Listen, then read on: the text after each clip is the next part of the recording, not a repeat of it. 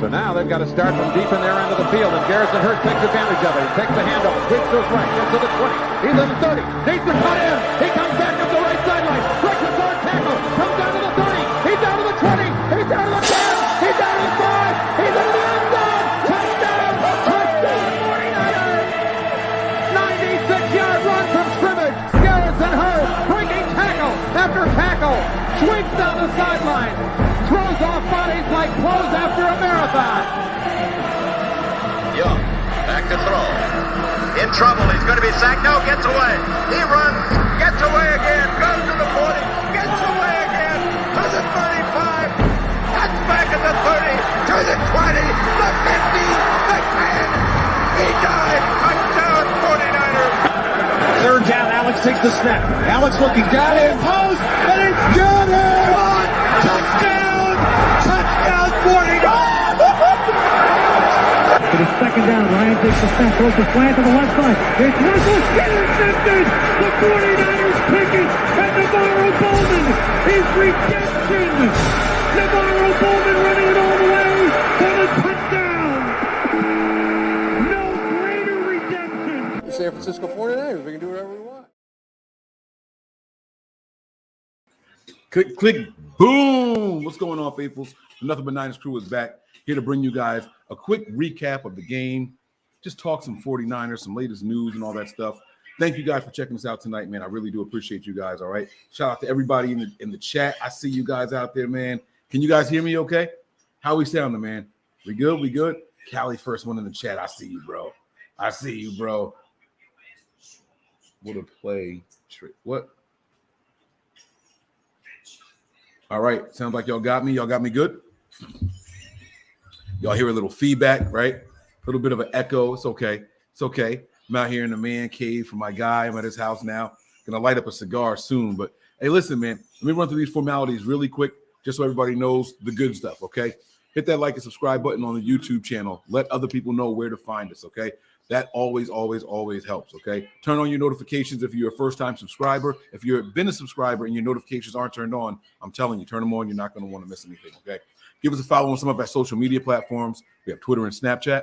Those handles are nothing but 9 ERS, the number 9, nothing but 9 ERS. We also have Facebook, Instagram, and Twitch. Those handles are nothing but Niners. Shoot us an email, questions, comments, concerns, anything, suggestions, all right? NB9ERS at nothingbutniners.com.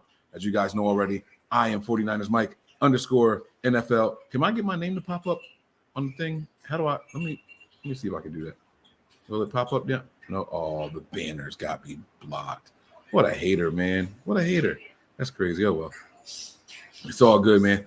All right. I'm glad you guys can hear me. So, guys, I got some stuff to talk about really quick. It's going to be a lot of fun. Won't take up too much time. I promise you guys it won't be a super duper long show. Now, if some of the other guys come in here, that's cool. It'll be different. I'll happily extend what I got planned here. Otherwise, I'm going to bring you guys something straight to the point, you know. Let me get a little sip of this water really quick.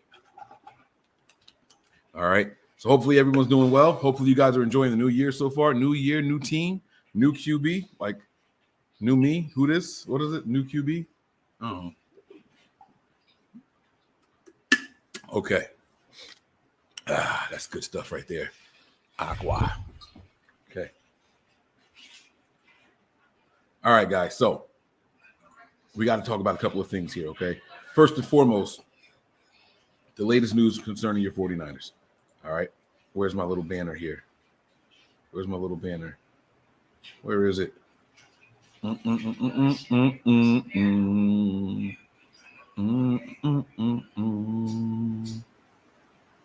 it is. Boom. That's what I want to see right there. Latest 49ers rumors, okay, and updates. All right, so here's the first one that I have for you guys, okay? Matt Mayoko tweets out, the 49ers-Rams game is a Joe Buck, Troy Aikman game on Fox. Don't they only do, like, national shows? They don't do local shows, right? So does this mean this is going to be, like, nationally televised on Fox? It's the game of the week, right? So we should be able to get this over here, although it's super duper West Coast. So if there's another game of the week, I can't see Eagles, Cowboys being even in the same time zone. So that's what did I say? Oh, yeah. Yeah, because we want to see that. Yeah, so I think this might be something that's nationally televised, guys. Something that we can catch on most channels, and that's going to be pretty cool. I'm liking that, man. I'm looking extra piratish tonight. Hey, I don't have to say it, but if you see my shirt, we'll say it for me. It was getting something out of both of my eyes, okay? Something in both of my eyes. Let's clean it out for me. Arr. All right, here we go. So that was good. I like seeing that, man. That the Buck and Aikman were going to be taking that show. That means that we're getting some national nods. We didn't get bumped to prime time. They didn't make us a Saturday game or whatever it is that they can do on the final day of the week, final game of the week season. But they gave us some big time announcers, and that's better than what we've been getting. That also makes me wonder what the officiating crew is going to be if you get those guys doing the game. So that's something else we're going to keep our eye on here. Okay. Let me see here. Oh, so that's how you're going to do me. Did I tell you guys about Patreon? It's all right if I didn't tell you about it. It's okay. But we have some roster moves that we made today. Okay. Boom. Matt Mayoko again. 49ers announced the signing of cornerback Darqueze Dennard to the practice squad. Now, most of you guys know the 49ers had to move a bunch of players to the COVID list, okay? And if you're on the COVID list, that means you're not technically on the roster. It's like a little temporary holding cell down to the side. And if that's the case, then that means that the Niners have an opportunity to throw some other people on the roster. Darqueze Dennard is a former Cincinnati Bengal. That's where he got his start. All right. He was projected to be a first-round pick. I don't think he went in the first round though, right? Let me see. Hold on. Let me see. Oh yeah, he did go in the first round. He went at the end of the first round. All right, the 24th overall pick. He's a 5'10" guy, 200 pounds. Ran a 4.51. All right, and he's been kind of since leaving the Bengals. So he was drafted in 2014. His last year with the Bengals was 2019. He played a little bit of safety there. He started converting from just corner to safety a little bit, moving around a little bit. And then in 2020, he went to Atlanta. All right. And he was only there for about 8 games. He started in only 6 of them as a corner. And then he was with the Giants just this past season. Okay. Only played in 1 game with the Giants. And nothing to show for it. But not a lot of big stats. He had an interception with the Falcons last year, and before that, he had 2 interceptions in 2017. He's never been like a starter. He's not the lockdown guy. He's always been a depth piece. And I don't know what the Niners are going to try to get out of him. Here he is. He's 30 years old now. So just some depth, when you have guys like Dante Johnson, who is your all-around depth piece, Jimmy Ward, who is your, safety and nickel at times, and K'Wan Williams, who's your nickel, you're going to start picking up some of these guys to come in here. All right. You're going to start grabbing some guys to come in and help the team out a little bit. All right. What was that noise? Sorry about that, guys. All right. Let me keep this phone over here so that don't happen again. All right. Now, here we go. Nigel says 49ers Rams should have been on Sunday Night Football. It should have been, man. It should have been, because I really do think that, if it was a game that decides playoff seeds, potential, division winners and stuff like that, it should be on prime time. Oh, snap. That's right. This game does decide if both teams make the playoff and where they are in there. So I don't know why it's not Sunday Night Football. Who knows, man? Who knows? Yes, he did go to Michigan. Hey, look at you guys, man. Happy birthday to my mom. You guys are great, man. That's how I know you guys follow me on Twitter. That's love right there, man. You guys are incredible. You guys are absolutely incredible. I like that, man. I like it. All right. Happy birthday to my mom. I saw it a couple of times in here. There you go. I like that, man. You guys are great, man. Shout out to you guys. You guys are incredible. All right. When would we know if the players from COVID play? All right. So this is how it works, man. Boom. They test on Monday. All right. And then what's going to happen is Saturday, they're going to look at them, say, you symptom free? They're going to say yes. They're going to say, okay, you can play tomorrow. That's what happened with Mitch Wisnowski. We won't hear anything until Saturday night, Sunday morning. Depends on where you live. All right. So that's how it's going to break down. More shout out for my mom. You guys are great, man. I appreciate you guys. I'm going to show her this little segment here so she can see. All right. Thank you guys so much, man. You guys are great. All right. And now, this is why I said this is going to be a quick show, right? Not going to keep you guys long. So I joke around on Twitter, and I tweeted out that, everybody's always trying to like crack the case before Shanahan can say it, right? All of the beat writers, all the people with podcasts, including myself, right? I'm guilty of this. We all want to sit around and we want to be like, yo, Shanahan's going to do this. No, I know he's going to do that. I heard him say this. That means this is going to happen. This is going to happen, right? So I'm like, man, he's out there still trying to make it sound like Jimmy Garoppolo has a chance to play. And we want to be the first one to say, no, he's not. You're wrong. He's not going to play. It's Trey Lance. And I'm sitting here thinking to myself, well, hold on now. Let's pump the brakes for 1 second. There's nothing wrong with the Rams preparing for Jimmy. Let them do it. Ali, my dog. That's what I'm talking about, man. Thank you very much, bro. All right, 49. Jeff, man. Come on now. That's what I'm talking about. I appreciate you guys. So Kyle's saying, yeah, Jimmy can still play. They asked Kyle, all right, Kyle, well, what happens if Jimmy's not 100%? He's like, so nobody's 100% this time of year. So Kyle's saying and doing what he needs to do to get the Rams to prepare for Jimmy Garoppolo and Trey Lance, right? And here come all the fans saying, nah. Jimmy needs surgery. They said it already. They tweeted it out. They talked about it already. Jimmy needs surgery. It's Trey Lance. I'm like, yo, chill. Let the Rams prepare for both teams. I tweet something out like that. We need to change the narrative. All right? We need to change the narrative. What we need to do is really start putting it out there that Jimmy is playing. Like, break some news, right? Like, let people know. Like, according to sources, Jimmy Garoppolo is going to play. And so I took it upon myself to do just that. Check this out. Somebody named 49ers Mike _NFL says, I just heard from a source that Jimmy Garoppolo's thumb injury information has been misleading by design. According to my source, Jimmy received a numbing injection to test functionality. He was said to be fine. Will repeat and do some light throwing tomorrow. And then all caps at the bottom, expected to play 1-9. I would have put 1-9-22, but I couldn't fit it. But that means, expected to play not 1 of 9, but January 9th. That's Sunday. All right. So boom, I put this out there and the tweet doesn't blow up, right? It's not like viral or anything like that. I didn't get like Mike Silver to retweet it or anything like that. And I haven't seen anybody else jump on it. But I'm here to not only say my sources are correct. Yeah, that's right. I said it. Sources.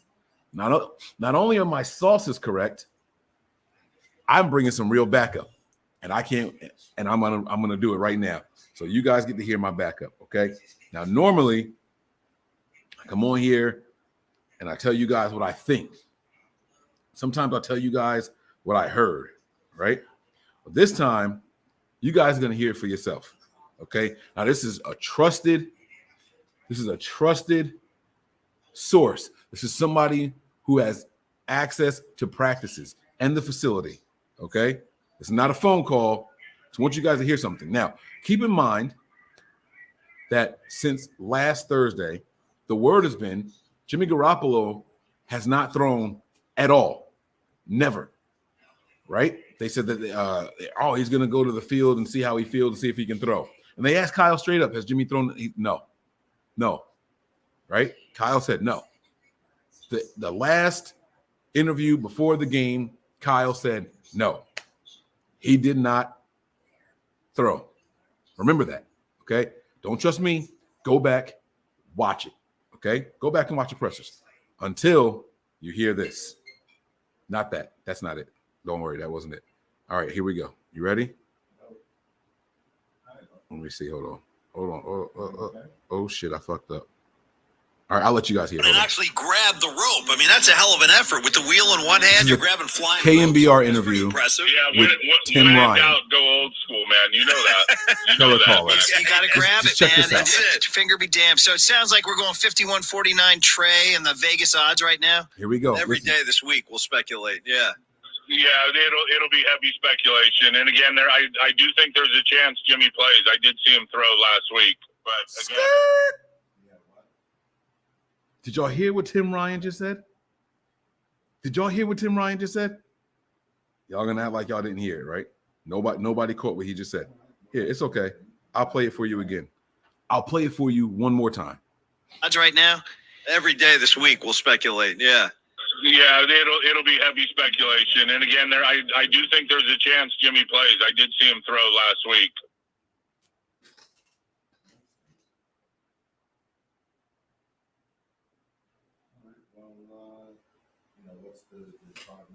I did see him throw last week.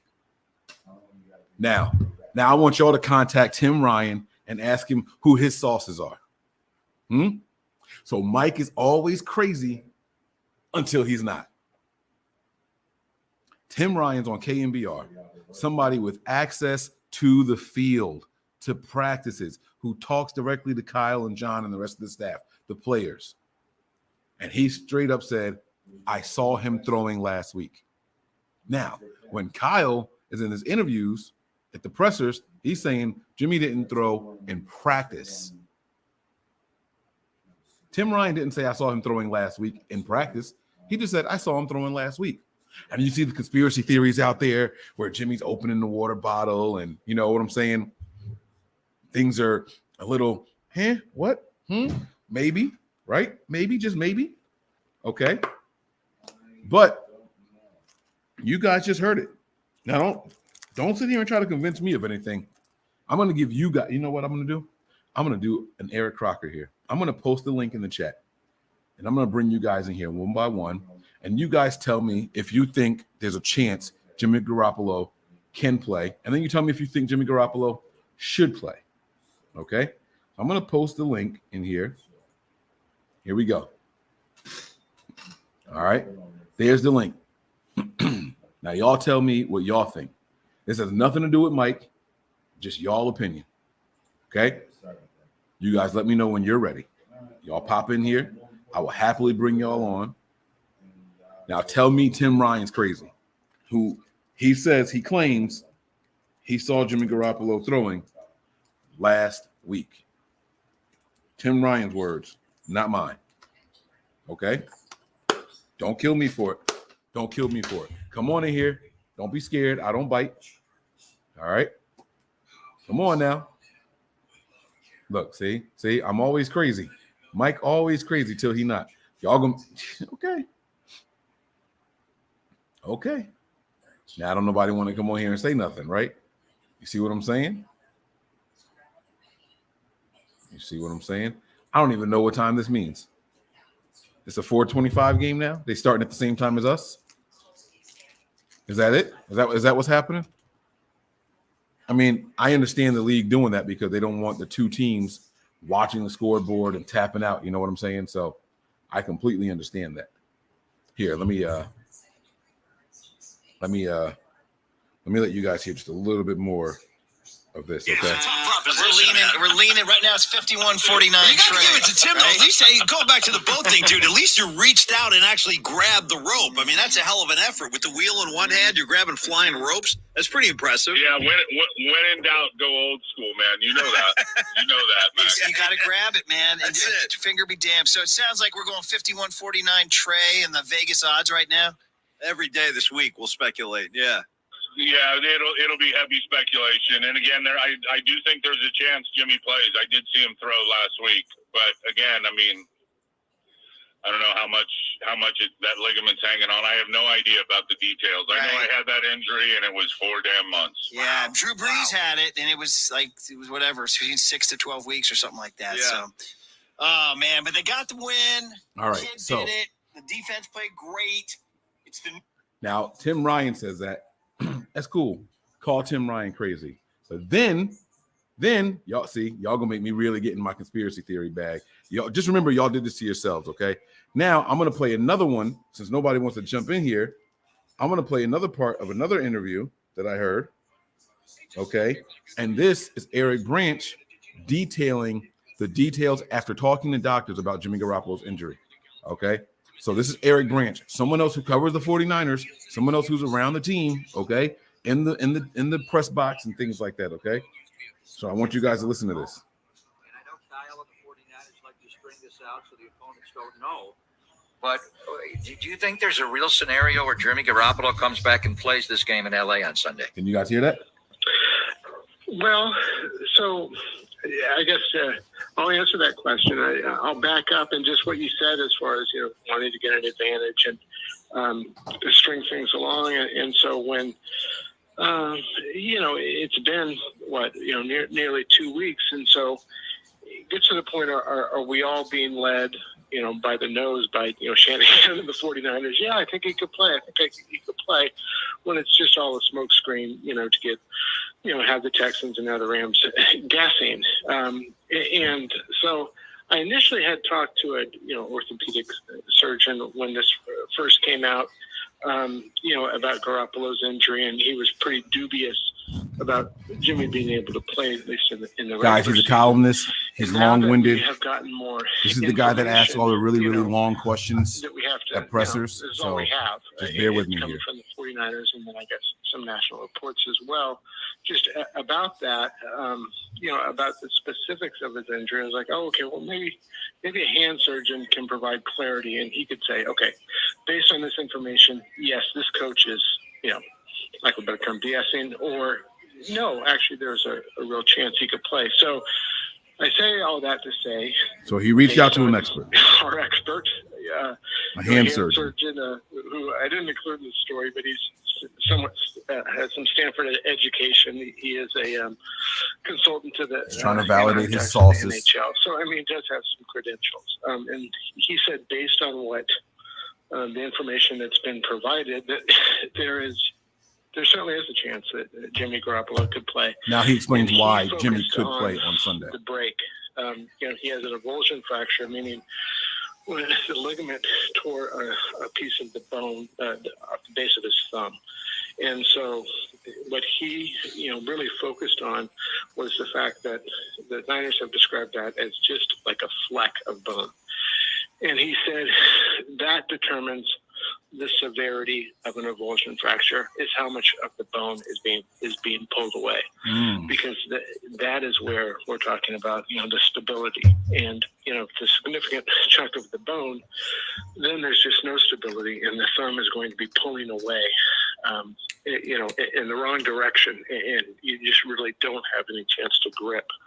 And he said, if it is truly just a fleck, then you're talking about you do have stability, and it's not, now I'm an English major, but, it's not displaced. I can't listen to this anymore. When Drew Brees has.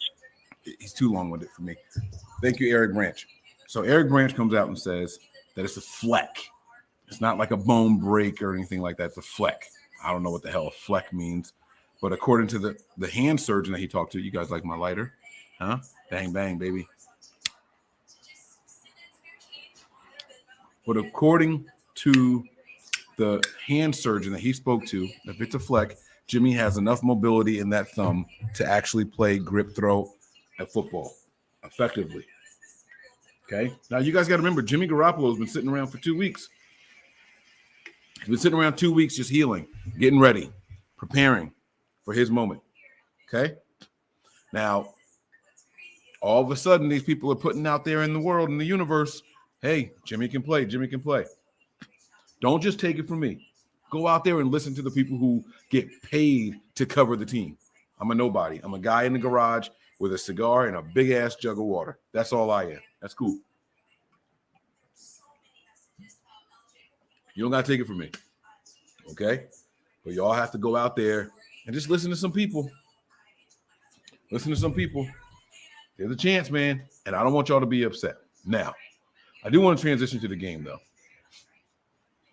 I Why are we talking about Grant? What did Grant do?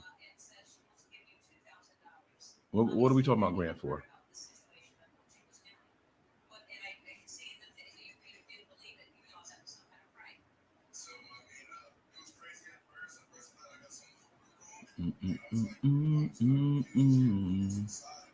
Grant said Jimmy ain't playing, and Grant has access to the practice field and press conferences.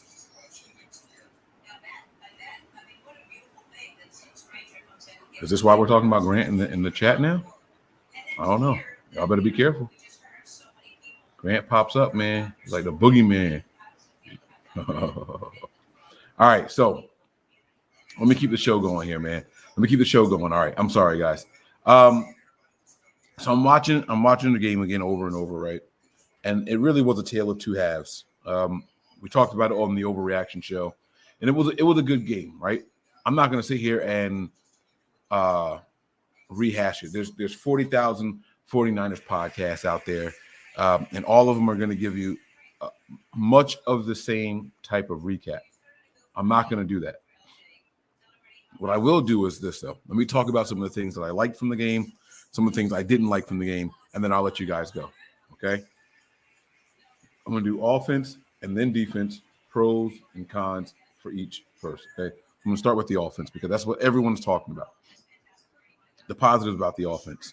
Once they settle down, whether it's the play calling, whether it was the quarterback or whatever, they really, really played complimentary football.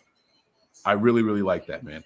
The 49ers have always been a team where they relied on the run game to open up the passing, okay?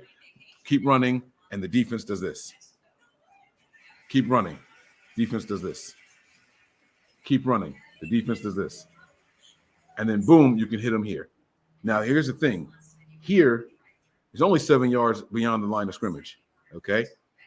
And the Niners weren't really as successful in the first half running the ball as they were in the second by the looks of what I saw. I have not been able to rewatch the entire game, okay? Have not been able to watch the entire game. The first half was rough, though, okay? And I know what the numbers were at the end of the game, so I can only imagine what they did in the second half, all right? But what I did enjoy was watching it happen in reverse. Kyle in the first half is throwing horizontally, not vertically. Everything was to the outside. He had 2 pass attempts at or behind the line of scrimmage. Everything else was outside the numbers, but by the sidelines. And it seemed like, I don't know if he was saying, hey, look what he can do that Jimmy couldn't type of thing. I don't know if what he was trying to set up, but it was interesting, okay? Not that effective, not that good. And you got to remember that your defenses use the sideline as a defender because that sideline stops your progress just like a defender does. Here's the difference. The sideline don't have to touch you. You have to touch it. And so the sideline can also be a hindrance. All right, so keep that in mind. All the throws are going to the outside. We're not getting much yak. We're not getting much stuff going out and running around, okay? So then you have to think about how that played out in the first half. Run game was just, it was all right. We had a couple first downs. The last drive, we had a minute on the clock or something like that. We drive down the field. Liam starts throwing the ball around a little bit, and it's like, oh, okay, this looks good. This looks good, okay? We get there. We get the field goal. 49ers are trailing at halftime. Okay, cool. Happens. We come back in the second half, and the offense looks completely different. We're attacking vertical, and I'm not just talking about, the 7-yard pass, right? So it was 15 yards here, 12 yards there. It ended up that his average depth of target, the A-dot you'll hear people talking about, was 12 yards, okay? It hasn't been that high since we all first originally got excited about Jimmy Garoppolo. When Jimmy Garoppolo had his first 5 games or something like that for the 49ers, one of those early games, he had an A-dot that was a little bit higher than that, believe it or not. All right? And so we saw what happened as he starts throwing the ball around the field in the middle, outside the hashes, but down the field and everything. All of a sudden, the safeties start backing up. Remember, I told you they were doing this before, right? This is what was happening before. Well, now this is what's happening. This is what's happening. They don't know what to do. And so because this starts happening, they're not stacking the box. Boom, we start running successfully. Boom, boom. The Niners are moving. Okay. It was the opposite of what we normally see. That's real complementary football. When one side was lacking, the other side was able to pick up the slack and keep it going. Okay.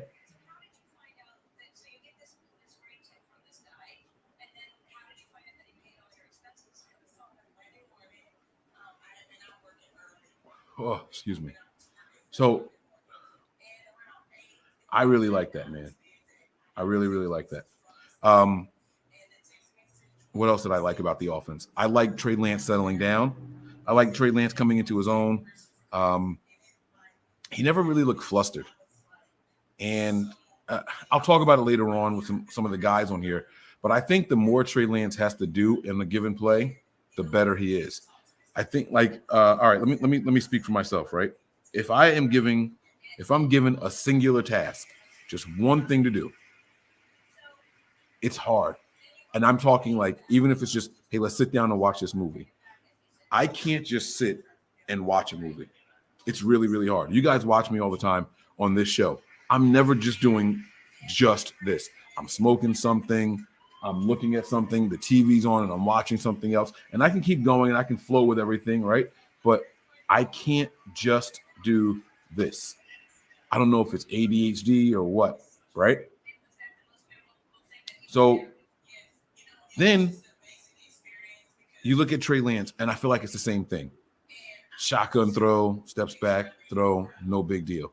But Trey Lance seemed to be more effective when he got the chance to run around behind the line of scrimmage and make his throws, move around in the pocket a little bit, make some reads, diagnose, and then throw the ball. That's where he seemed to be better, to me, my opinion. Don't know that to be fact, okay? When he had more to do in each individual play, it seemed like the better he played. Am I saying Trey Lance has ADD? Maybe. It's not a bad thing. I think I might have a little bit of it too.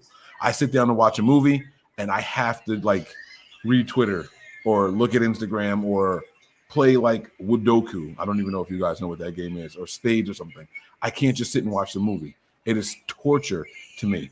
You guys have heard on here how I listen to podcasts, right? I'm driving while I'm listening to those podcasts. And if I listen to them in normal speed, it's like nails on a chalkboard. It feels like everybody's talking in slow motion. It drives me crazy. I can't do it. All right. So watching the game, it felt like Trey Lance was doing better with the more multitasking that he had to do. I was very proud of him, man. I like that a lot. I like that a whole lot. All right. The must-do situations, I felt like he did okay in once we got outside those fourth downs, once we stopped all that nonsense. He was okay.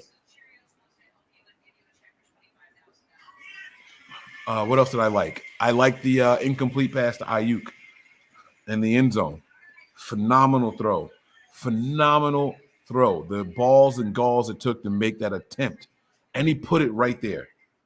He put it right there on him. And if Ayuk's arm wasn't held by the DB, I promise you, man, that would have been a touchdown. I mean, it was such a beautiful throw. I haven't seen a throw like that for the 49ers in a really long time. A really long time. That far down the field, just the way that ball was placed, it was very, very cool to see. All right. The run game. Shout out to Elijah Mitchell, man. That young man is a very, very good, talented running back. I mean, I really, really like it, man. I hope he gets to his 1,000-yard mark.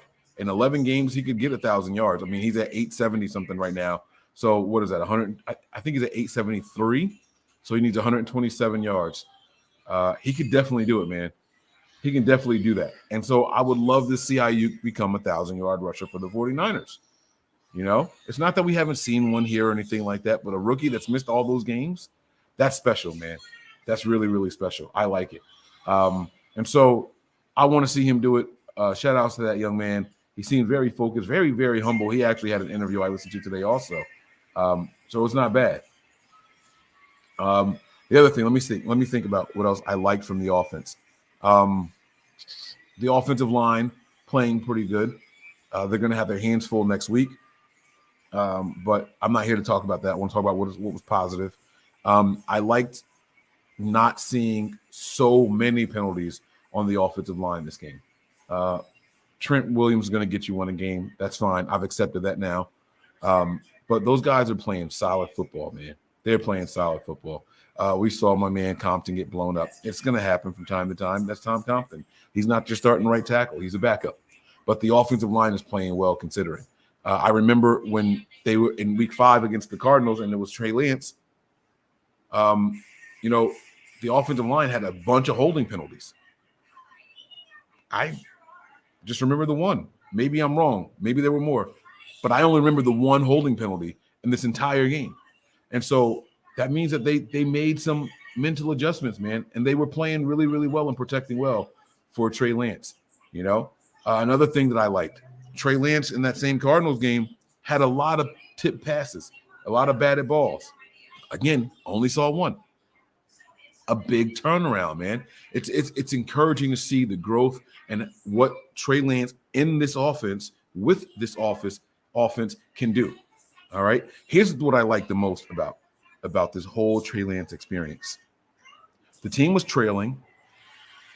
They didn't panic, and they didn't say, "Oh my God, it's Kittle time." I cannot begin to tell you guys how much I love seeing that. Now, I know it was early in the game. I know it was the first half. But even if you look at that very last drive when they scored, Kittle had one catch all game. All game. They never got desperate enough to say, hey, we have to give the ball to Kittle. And I'm not saying that it's Jimmy. I don't know if it's Kyle. But whatever happens, that's what happens when this team is like, like when the game's on the line, they just get eyes for Kittle. It's 3rd and 13. We're going to throw it to Kittle 2 yards behind the line of scrimmage. I hate that. I absolutely hate that. There's other players and playmakers on the field. I mean, freaking Trent Sherfield should have had 2 good catches in this game. He had one, but there should have been another one. You know what I'm saying? Brandon Ayuk, clutch 3rd down conversions. You know what I'm saying? Debo was getting involved. You had, like I said, the one to George Kittle. It was about spreading the ball around. One game.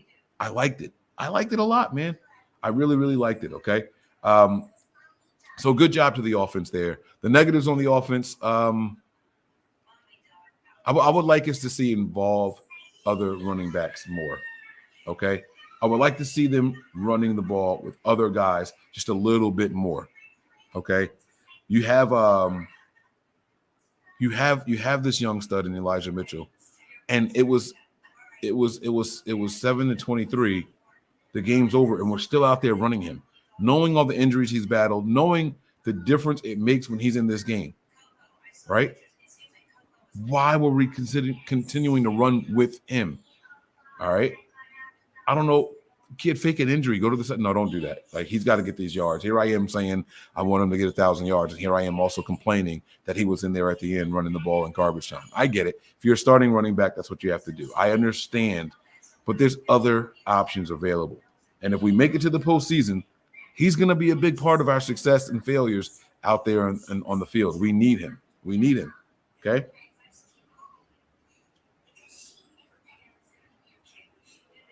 What else didn't I like about the offense? I didn't like the play calling in the entire first half. And maybe that was the setup, right? Maybe the setup in Kyle's mind was, let me get these guys going horizontal so then I can attack vertical. I'm going to keep making them think we're going to line up wide, snap the ball, and they take a step to the side and take a step back. That's one step. It's a game of inches. That's a big difference right there, So maybe that's what was happening. Maybe that's what the game plan was. I don't know. But I didn't like what I saw in the first half. Why can't we just come out and put our foot on the gas right out the gate and keep it on there? I would love to see us just be that way for a full game. I don't know. Felt weird. I don't like seeing Trey Lance run the ball.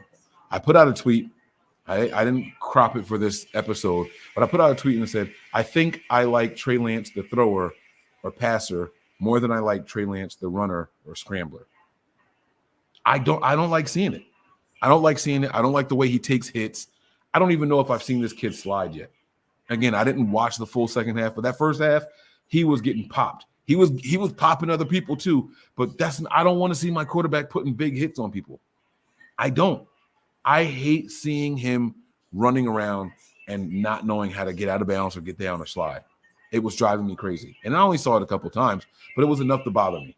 It was too early in the game for me to see it and be bothered by it. So you have to keep in mind when you see something happen, right?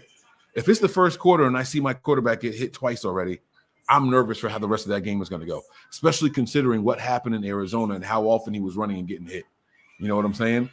So I don't know, man. I just don't like it. I don't like it. I didn't like it at all. All right. I don't have that many complaints about the offense. Like I said, they spread the ball around. They got a lot of different guys involved. Even Jennings had a catch. I mean, that was team ball. We didn't just depend on Debo. We didn't just depend on Elijah Mitchell. We didn't just depend on George Kittle. There's a lot of weapons on this team that we can take advantage of. There's a lot. And we got to see a little glimpse of that. You know, it almost didn't matter who was coming out in what personnel groups. It was just good team ball, especially in that second half. So I don't have many negatives. Now, let me flip the page to the defense really quick, okay? And I'm not going to brush past the defense here because they deserve a lot of props. I'm going to start with our defensive coordinator and DeMeco Ryans, man. Bravo. Bravo, DeMeco Ryans. Oh, my goodness, man. This guy is doing an incredible job, and people don't even realize how good of a job he's doing. I know people are going to say, Mike, relax. It was only the Texans. There's a lot of games where you can go back and say, relax. It was this guy, or relax, it was this team, it was that team. It's still that team. And that same Texans team that we just held to 7 points put up over 70 in their last 2 weeks. It's true. It's still an NFL team. It's still an NFL team, and we went out there and we held them to just 7 points. I don't like the pass rush. However, I like the defensive line's aggressiveness on passing downs. I know that sounds crazy, right? They're relentless. They're violent in there. They're not getting home all the time. I think we finished the game with 3-4 sacks or something like that, right? But it was still pretty cool to see the guys that they're fighting. I don't think Nick Bosa is going to set the sack record. I would be surprised if Nick Bosa gets another sack. The way teams are playing him now, we should let it go. But if he's getting doubled, then you got to have guys like Armstead and Willis. By the way, Willis with another sack, right? Key getting busy, another penalty, I think. I think he had another penalty, right? He's got to stop getting those penalties. But it's pretty cool to see. You know, those penalties that Arden Key is getting are going to keep his prices down. He's going to be someone that the Niners should be looking to sign on the cheap. Jordan Willis, somebody who was suspended at the beginning of the year, but you're seeing him out there when they call his number. I like it. I think these are guys that we should bring back on some 2 or 3 year deals. These are guys that we can use in the future and going forward, man. You know what I'm saying? DJ Jones, Eric Armstead was getting busy. There was a play where Eric Armstead just straight up blew up the entire middle of the field. Like, it was just, what? You know, just straight power, just power. And it's weird because with that power was speed, like how quickly he was able to do it. It was very, very impressive. Shout out to Eric Armstead, man. I enjoyed it. I really did. I liked it. And I'm also going to give some props to our secondary. And I'm going to specifically talk about the corners, specifically the corners. I know people hate Josh Norman. I know Josh Norman got benched, right, for the illegal content, the pass interference, right? I know what happened. I saw it. But I also know what these guys have been asked to do. Okay? Now, I started Cooks in fantasy. Guilty. I did. Because you know that if there's going to be one person on that entire team to score, that's who it was going to be. It was going to be Cooks. Okay? But that secondary, those corners are getting better with time. Now, Josh Norman, his time is almost up. His time's not, you know, he's not getting better with time. He's Josh Norman. He's the finished product, right? Ambry Thomas is improving. But then you see them bench they bench Josh Norman, and then what do? They go right after Dante Johnson, okay? And what happens when they go after Dante Johnson? You guessed it, same thing that happened when Norman was in there, the penalty, okay? Now, here's what I like. If it didn't get to Dante Johnson. He went in there and he finished strong. He finished real strong. All right. So if that's what you're going to get from guys like Dante Johnson, Josh Norman, Ambry Thomas, people are going to make some catches. But as long as they're not doing 7, 8, 9 catches, 700 yards a game and, 3 touchdowns, I'm okay with that. I'm okay with it. I really, really like what I'm seeing from these guys. Is that my wife in the chat? Is that my wife in the chat? Hey, girl.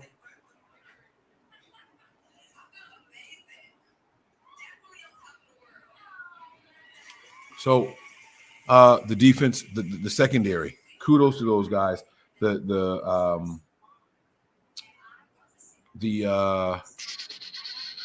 safeties.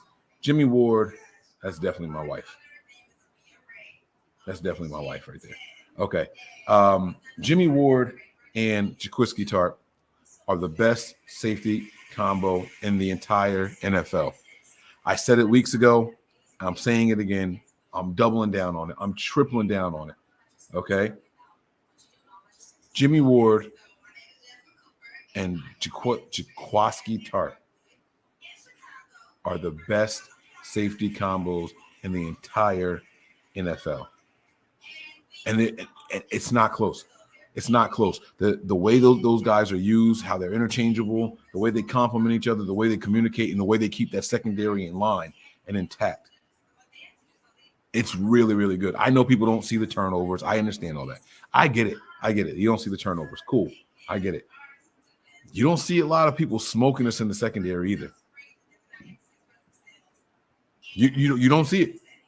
You don't see quarterbacks throwing for 400 yards on us. You know what I'm saying? All right, y'all ain't got to keep saying hi to my wife. Okay, she gets it. I don't know who y'all are. It's enough of that shit. All right. Okay, cool. Now watch everybody say hi to my wife. I'm just messing with y'all. So I really do like I like what those guys are doing. I like the passion that they play with and how they encourage the young guys, man. I don't think Ambry Thomas is as successful if he doesn't have guys like Tartt and Ward in that secondary. Give me a thumbs up whenever you're ready, bro. All right. I don't think they're that successful if they don't have guys like Tartt and like Jimmy Ward. I really don't. No. I'm not the jealous type. My wife will tell you I'm way too cocky to be jealous. That's not me. But it's that secondary, man. They're a special group, and I know people want to move on from Tartt. I would not be mad if the Niners brought Tartt back. I know people are saying, "Oh, Hufunga." Listen, bro, Hufunga's not Tartt. I'm not saying he can't be one day, but he's not right now.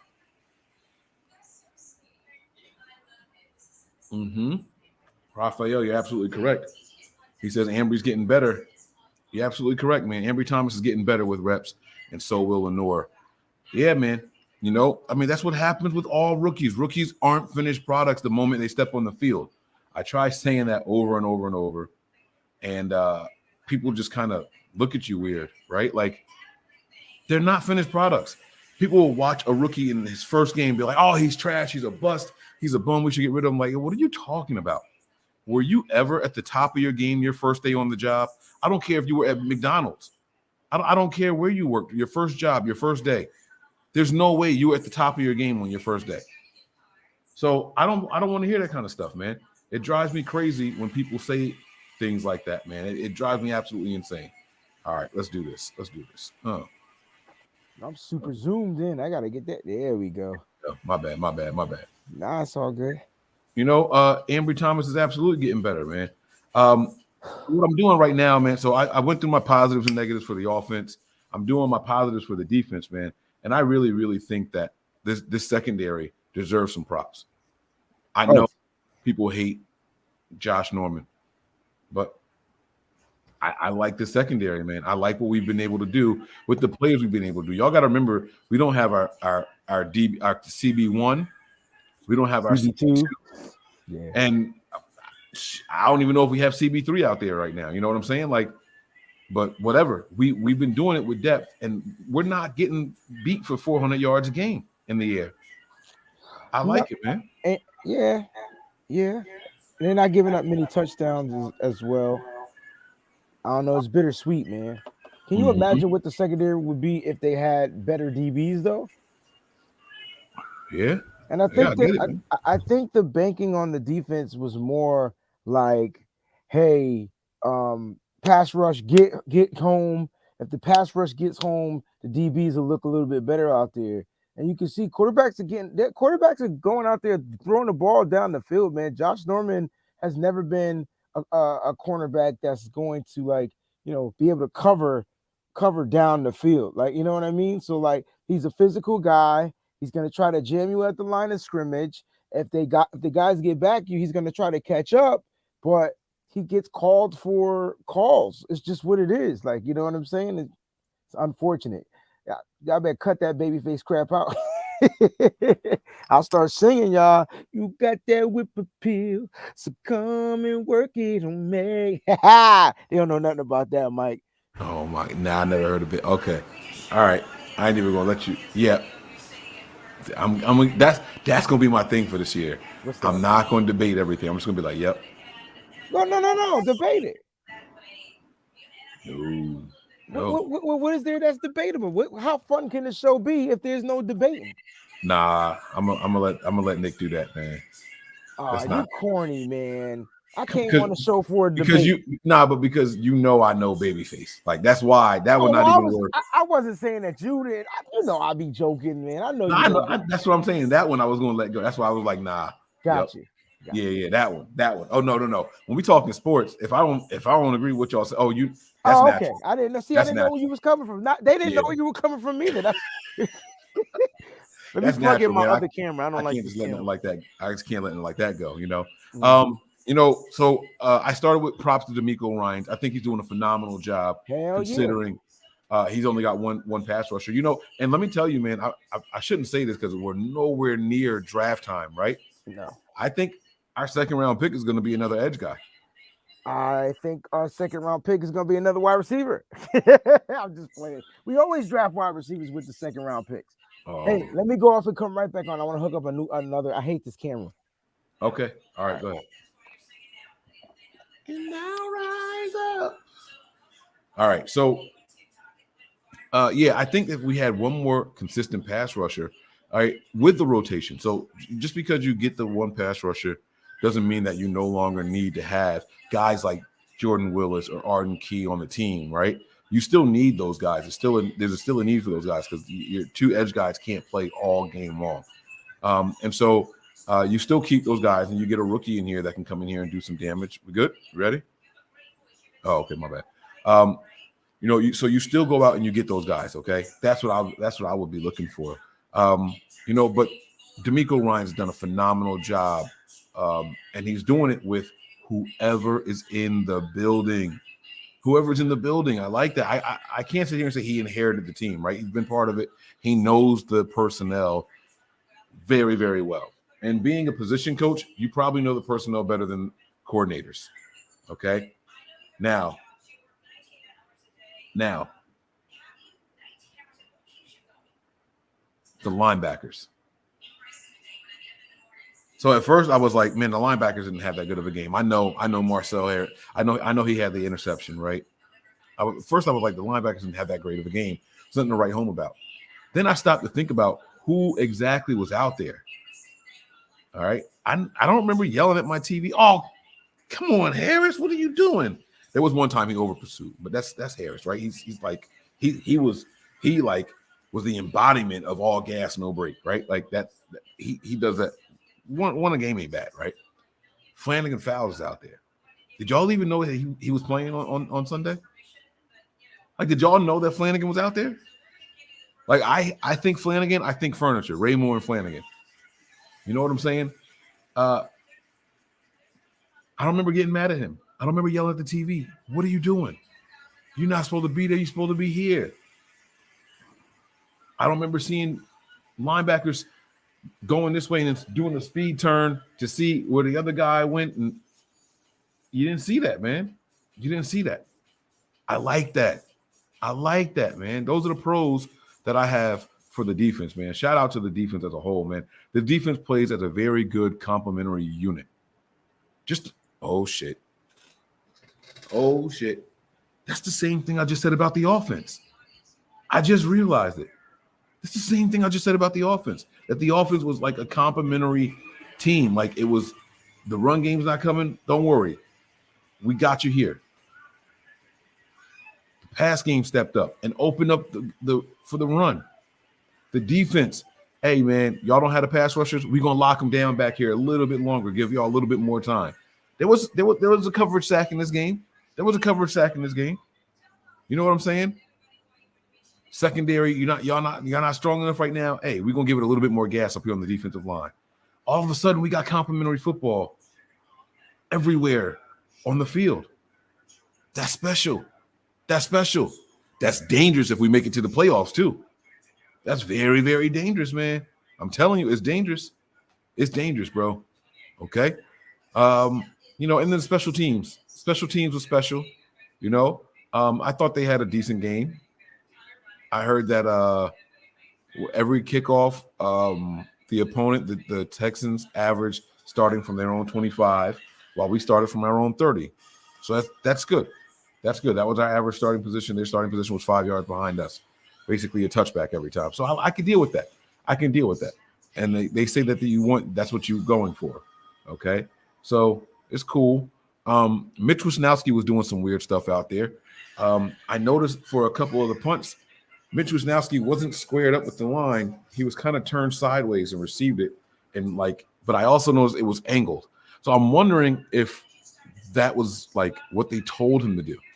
But if that's the case, he can't give away what he's going to do like that. Like he clearly started like with his shoulder to the line for some of those punts. And I'm like, what the hell is he doing? And there were other ones where he was just straight on.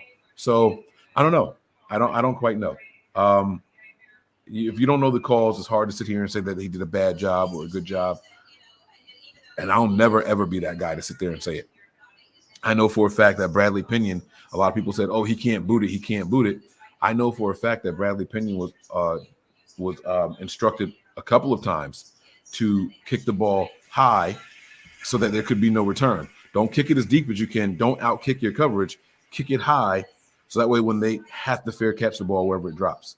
So I know that was part of the instructions. I also know that Bradley Pinion was instructed at times to angle the ball to one side of the field because that was the way the coverage unit was going to run.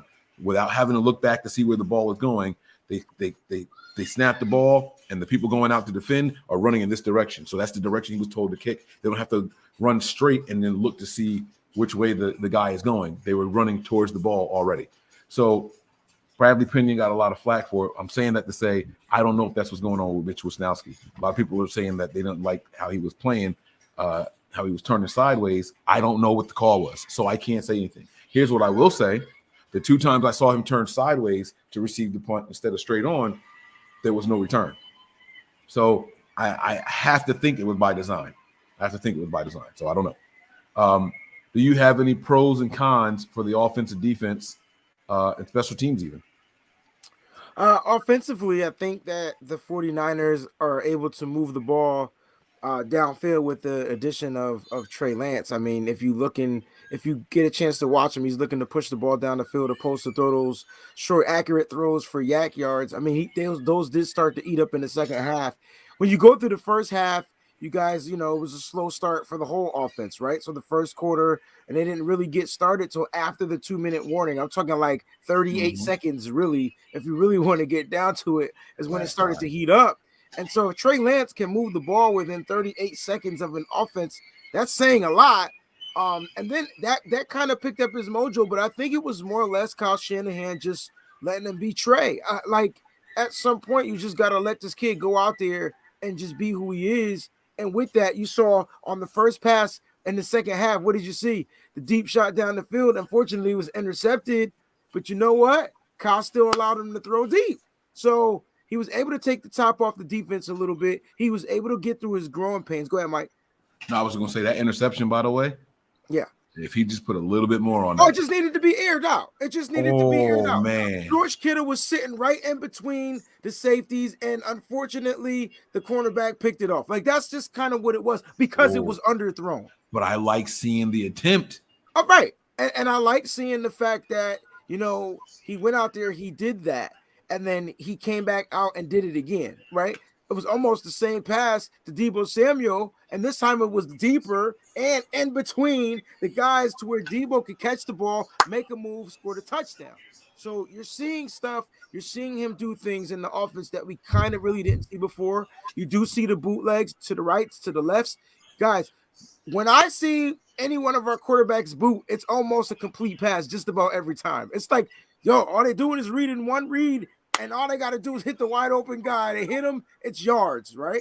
Except for one of those plays. That's what I felt on the interception. I remember during the live stream, people were like, oh, he had Deebo wide open. He had Deebo wide open. He never looked that way. Well, he was going to the left. So right. Now you want him to throw all the way across the other side of the field? Well, not only that, you want him to see that? That's not the design of the play. You see Kittle do this and go all the way across. Clearly, that was the route. Yeah. I just think offensively, it started slow. But you know what, Mike? That's been consistent all season long, except for week 1. Let's keep it a buck. They've started slow, right? Just about every game. And then they find a way to come and pick it up in the second half. But there's still things that Trey Lance needs to work on. Some of his reads he did not read. Like there were some guys that were open he could have hit. And I just don't think he trusted himself making the throw. And so he might have took off and ran or scrambled and broke outside of the pocket and still got a completion out of it, opposed to getting the easier throw. Like there was a throw to George Kittle where George Kittle broke off to the flat real quick. He could have dumped it to Kittle. Kittle could have probably made that one guy miss, and Kittle would have got yards, but instead he hit Trent Sherfield on a deeper route. So at least you're seeing him see these progressions, and when he goes back and rewatches them, he'll probably say, hey, I had another option. I didn't even think about that. You know, so I like what I saw. We got a guy who has to learn how to look for the safer throws.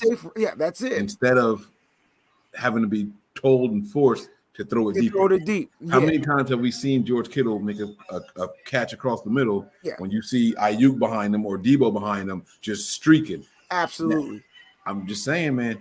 Absolutely. And it's going to come. I mean, I tell you what, it would have been here had he been starting week 1, week 2, week 3, week 4, even week 5. You know what I mean? I mean, he did start week 5, but had he been starting a little bit early, he would be a lot more like in sync with his offense. And that's the only thing that he's not. He's not in sync, guys. And so you started to see that in the second half. Defensively, I mean, I told you they was going to play 4 quarters, right? They balled out every quarter. Matter of fact, they balled out so good, they only gave up a touchdown.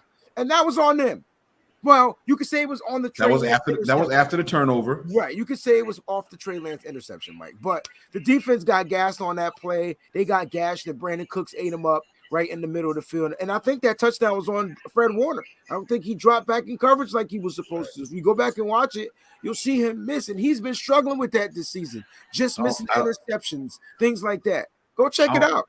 I know, but I don't like Warner on Cooks, man. But it's a matchup that they got our defense in, and you got to figure it out. Like you got to try to find. Oh yeah, he got to do a better job of it. Absolutely, but I mean that's a top 10 receiver in the NFL, bro. Top 10? Absolutely. I don't know if it's a top 10. We should do that. We should break who we think the top 10 are. Here's how I'll give it to you. This is why I say that. Okay. Right. The same reason why we think DeAndre Hopkins is top 10, Cooks is very similar. It don't matter the quarterback. It don't matter the team. It don't matter the system. Cooks has always produced no matter where he's been. I can't. It's to the point where I can't tell you 2 quarterbacks that he played with other than Drew Brees, and wasn't he with the Rams at one point?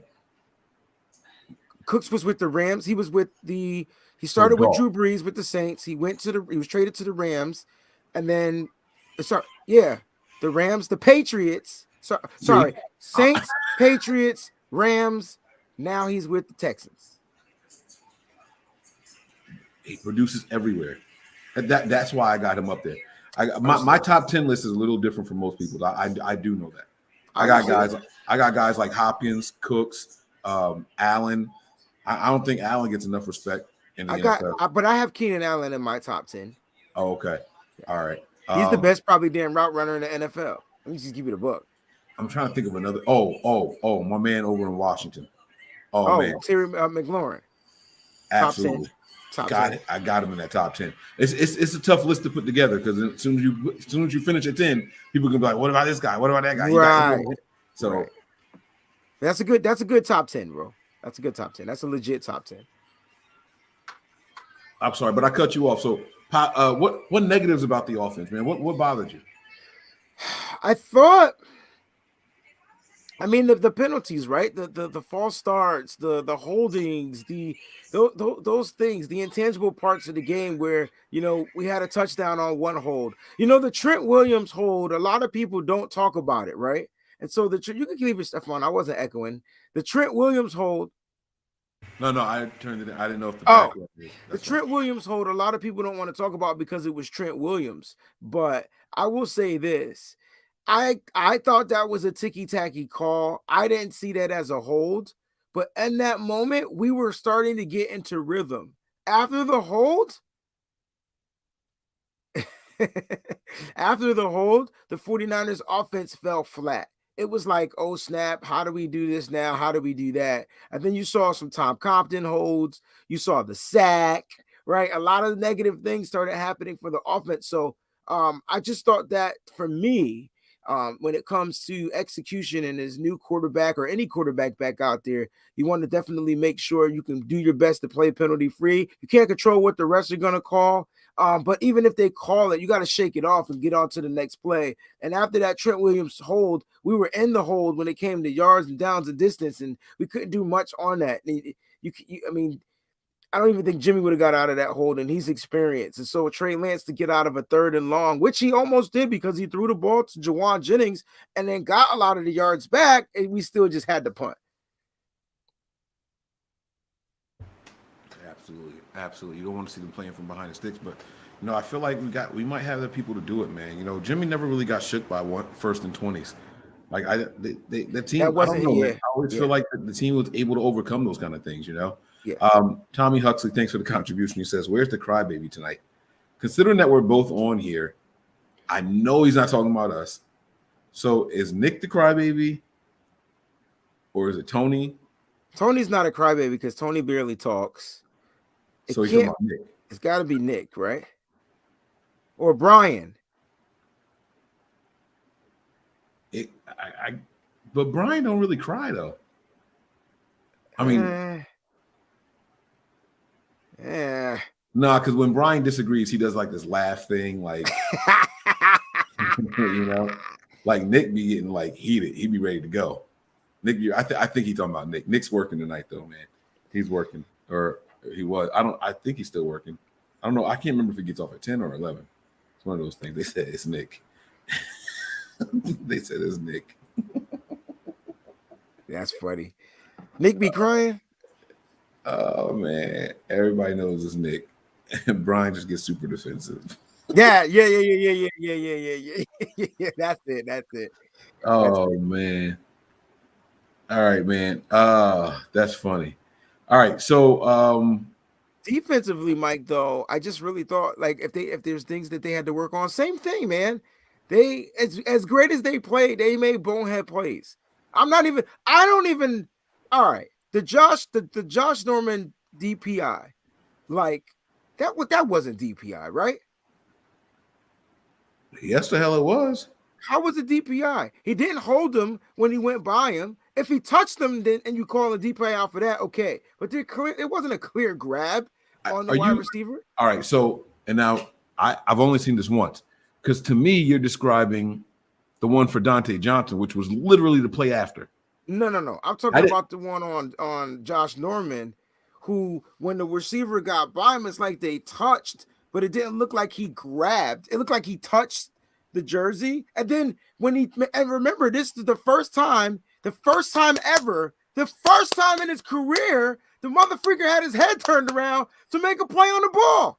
And so I'm trying to figure out what the DPI was, because people saying he looked like he was trying to punch the ball out, whatever. And so maybe he punched him in the gut and they called that or something, whatever. It didn't look like it was much interference. And I think that was on Brandon Cooks, if I'm not mistaken. Oh, wait, I'm trying to find the video online now. All right, here it is. Here. Oh wait, this is why are there so many from when he was with Washington?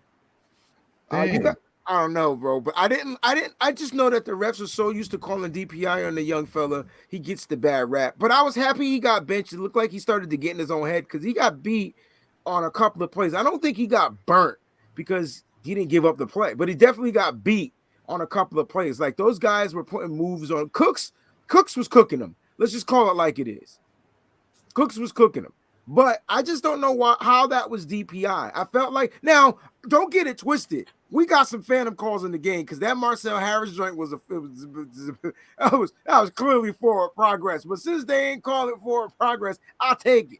You know what I'm saying? Yeah. You giving, you get. You giving, you get. But it's just that it just sucks because as much as I like Josh Norman as a playmaker, opposed to a cornerback is a big difference. And I hope you guys can understand that there's a difference between a person making a play and a person actually playing the position at corner at a high level. Well, the dude who leads the league in interceptions, I can't remember his name right now. Oh, the dude from Dallas, Trayvon Diggs. He's the same difference. He's not a good. It's Diggs. He's not. He leads the league in yards allowed too. Yeah, he's not a good cover corner. It's just that he's got a serious set of ball skills to where if you throw the ball in his vicinity, he'll pick it off. But if the ball's not in his vicinity and guys are getting underneath routes on him, they'll get him all day. That's how my man was from he was with the Chiefs and they traded him. Marcus Peters. Marcus Peters. Oh, exactly. I like Marcus Peters though. He just had a. But he was a liability in coverage. He was boom or bust. Liability in coverage. He was boom or bust. You know what I'm saying? But and that's what you got to ask yourself. Do you want to go? I really honestly believe, Mike, that's why Norman has been sticking around because he has the ability to make a play. You know what I'm saying? And so he's always looking to punch the ball out. It's just that sometimes the balls don't come out. Pause. Right. And you can't punch the ball out if you don't let him catch it first. And do you see where he? But do you see what happens? It's just unfortunate he gets caught for a defensive hold, a DPI, in the process, right? So he's not even allowed to make the play on the ball. Other than those penalties, man, I thought the defense played well. I think we finally see that we can get 3 to 4 sacks a game, right? And it ain't gonna come from Nick Bosa. That's good. Because where else can we get pressure? It's just that it's so weird because it just seems like the pressure isn't the pressure that we're used to seeing. And that's because we don't have a D Ford. We don't have another, speed rusher. We have a compilation of guys that can come out there and probably get you some type of production. But if you had that one piece, Nick Bosa would be he's having a career year, but he would have easily broken that Alden Smith record. Yeah, he would. I thought he was going to get it. And it's not impossible. I mean, we got to remember, he hasn't done what Alden Smith did yet. Alden Smith had 2 games with 5+ sacks. Yeah. But that's different, man, because Alden Smith played the outside linebacker in a 3-4. Yeah. And they had an edge, and he was stunting. And the stunt was crazy. Yo, then he had those. Josh Norman had like Dr. Octopus arms, bro. Like he had some long arms, man. He was able to get those arms. Alden Smith. You said Alden Smith. My bad. Alden Smith. But that's what Trent Baalke drafted him for, the speed and the arms. Got you. That's what Trent Baalke's thing was. He was like, look at that arm. Oh, got to get him. Got you know what I'm saying? But I swore up and down that Alden Smith's success was due to Justin Smith. Those stunts, man. I can't tell you how many times I saw Justin Smith holding offensive linemen by the pads on the inside, bro. Like, man, I miss that defense. It was something special, bro. It was something special. But so what you were saying about, corners being either playmakers or just solid in coverage is what I was saying earlier before you jumped on here about our safety tandem. Okay. Our safeties. I'm nervous about the safety tandem. Because if Jimmy Ward is not out there on Sunday due to COVID, I'm nervous. I'm nervous because now you're taking your best probably defender in the secondary, right? You're taking your best defender in the secondary, and you're subbing him out with Hufanga if he's able to go. and you're playing against an experienced quarterback. Now, I'm hoping the pass rush is going to be on point against Matthew Stafford, who gets sacked like 52 times a game, man. Like, but somehow they find ways to win. You dig? So, like, we got to figure that out. Too. Turnovers ain't even going to be like a deciding factor. You get what I'm saying? They've lost the turnover battle in their last 2 games and still won the games, bro. They say, like, how is that even possible, bro? The NFL? McVay just got that trigger finger, bro. Yeah, he like once his joint get going, he ain't gonna stop. That's so man. I can't wait till we do the show. We actually break down the 2 teams. But just looking at the 49ers, they definitely have a chance, man. They're 1-0 against the Rams this year. Here's the kicker, bro. Like Jimmy Garoppolo is 5-0 against the Rams. Mm-hmm. If he is 70, 80% good, are you putting him out there on the field, bro? Because he could beat the Rams. You missed my thing. He's gonna play. Oh, you missed it. I played audio clips and everything. That was bullshit, Mike. Like no, Mike, you be stunting, Mike. Like you no, bro. You got to go back and listen to it, man. Kyle been lying to the media. Kyle been lying. They asked Kyle straight up if Jimmy has been throwing. He said no. Right? Kyle said no. Jimmy hasn't thrown since last Thursday. Tim Ryan fucked up. He said, I was out there. I saw him throwing last week. Tim Ryan said that shit clear as day on the radio. You want to hear it? I got it right here. I got a bookmark. I don't want to hear it because I'm having issues with Jimmy Garoppolo fans right now, and I'm just not in the mood, man. I just kind of want to just keep it moving. All right. Okay. But you put them rumors up there. I saw that flash about Jim Harbaugh. Jaguayo, 56. This is what happened with Lenore. I thought he was playing okay. Ambry has really surprised me. He has improved. DBs played well against Burrow and his crew. All right. I thought the DBs played well against Burrow. That's a good thing. I mean, Chase and Higgins was feasting, but it's hard to defend the Higgins, yo.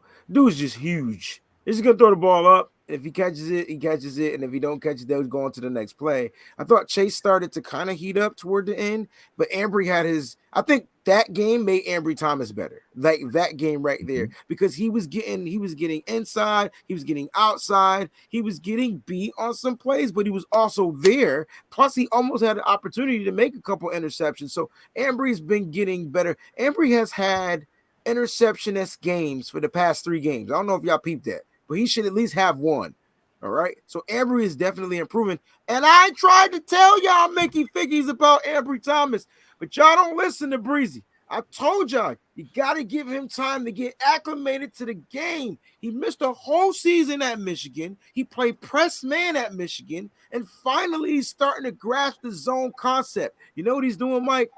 He's letting the game slow down. He's allowing it to come to him. And I think because of that, he's not in his own head and he's sitting out there playing reactive, right? He's going out there trying to make a play on the ball because he's starting to pick up the tendencies of quarterbacks in the NFL. And so that only happens when you play. Yeah. I got a question for you. You got a question for me. You asked me a question. I didn't answer. I pivoted. Okay. It was just so I could think. I got my answer. So I'm going to ask you my question. Okay. And then before you answer it, I'm going to answer your question to me. Okay. So my question to you is, they're saying Mosley is a possibility to return. Correct. Mosley plays on the side that Thomas plays on. Correct. So what do? That's my question. Do you do Mosley and Thomas? Do you do Mosley and Johnson and put Johnson back on the side that he was on, filling in for Norman? Whatever. Don't answer now. Let me answer your question. You said if Jimmy Garoppolo was 80%, do I put him in? And I pivoted so I could think about it. I wanted to get a clear answer. You said he's 5-0.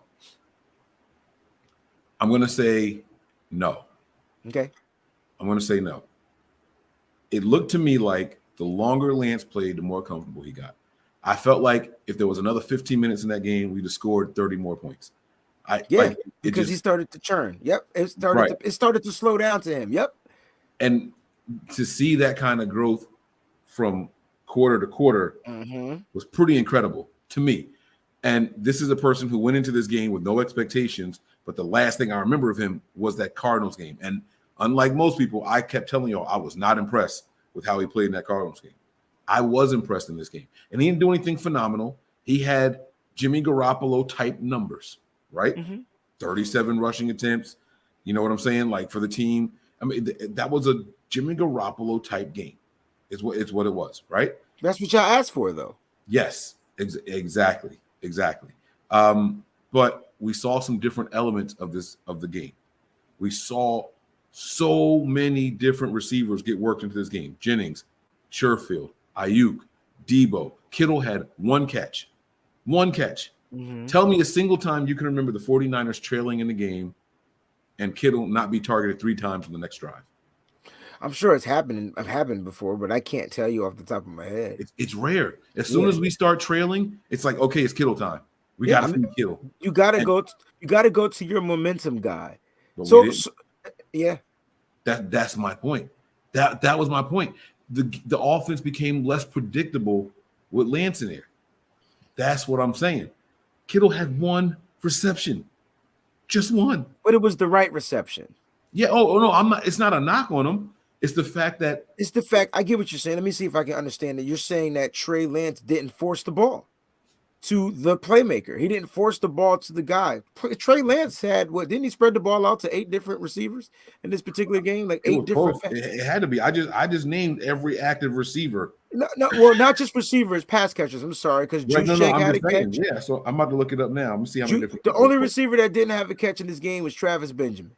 1, 2, 3, 4, 5, 6, 7, 8. Yeah, Ayuk, Hasty, Jennings, Juice, Kittle, Mitchell, Samuel, and Sherfield. I would like to see Sherfield should have had 2. You were almost right about him hitting the. All right, let me shut up. Go ahead. You would like to see what? I would like to see him utilize the check down a little bit more because it's there, And so, I want him to take off and run but if the check down is right there, I would like to see that nice little toss, the one he did to Hasty. I would like to see that more, man. Let those guys get beat up. Let those guys take the hits, make the cuts, make the plays, get the big yards, and live to the next play. But you know what? That's going to come. I see Lance. I said this on Nitty Gritty. I see him being more Aaron Rodgers-esque, man. Like if he can understand the game, learn the game, get the playing time, he has that skill set, in my opinion. He's more comp to an Aaron Rodgers. If he makes it to that level. I'm not saying he can play like Aaron Rodgers, but if he can understand and get the wit of the game, be like, oh, you running at me? Here go a little dump over here, boom. Or throw the ball down the field, or hit the crossing routes, or run the ball if he has to, if the play breaks down. So I can see a lot of things for Trey Lance just out of his second start in the NFL. And he's going to have bad games. Every quarterback has a bad game. No quarterback has a great game every single game. Certain defensive coordinators know how to game plan. But the thing for Trey Lance is, you said it, Mike, he's unpredictable. And I think the fact that he's unpredictable is why he needs to be out there starting this game. And if he wins this game, which is he's going to win this game with his team, then he needs to ride to the playoffs, because you will not in any shape or form bench this kid after he got you in and all of a sudden strip it away. That would strike a confidence. It would tear him up. Hey man, I'm with you, bro. That's why I said I think I was gonna go with Lance over Jimmy. Yeah, I hear you, bro. That's what I'm thinking now. Okay. So your question was, what combination of corners? I'm going. I'm going Ambry Thomas and Mosley. Mosley is the vet, man. He needs to figure it out. Listen, Ambry playing here right now. You the vet. You take your ass on the other side and figure it out. Like, that's what you got to do. And if you really, if Mosley, first game back, you're gonna put him where he is. And his first game back. What's wrong with that? He's played both sides before. He doesn't just play one side. He just does better on one side, right?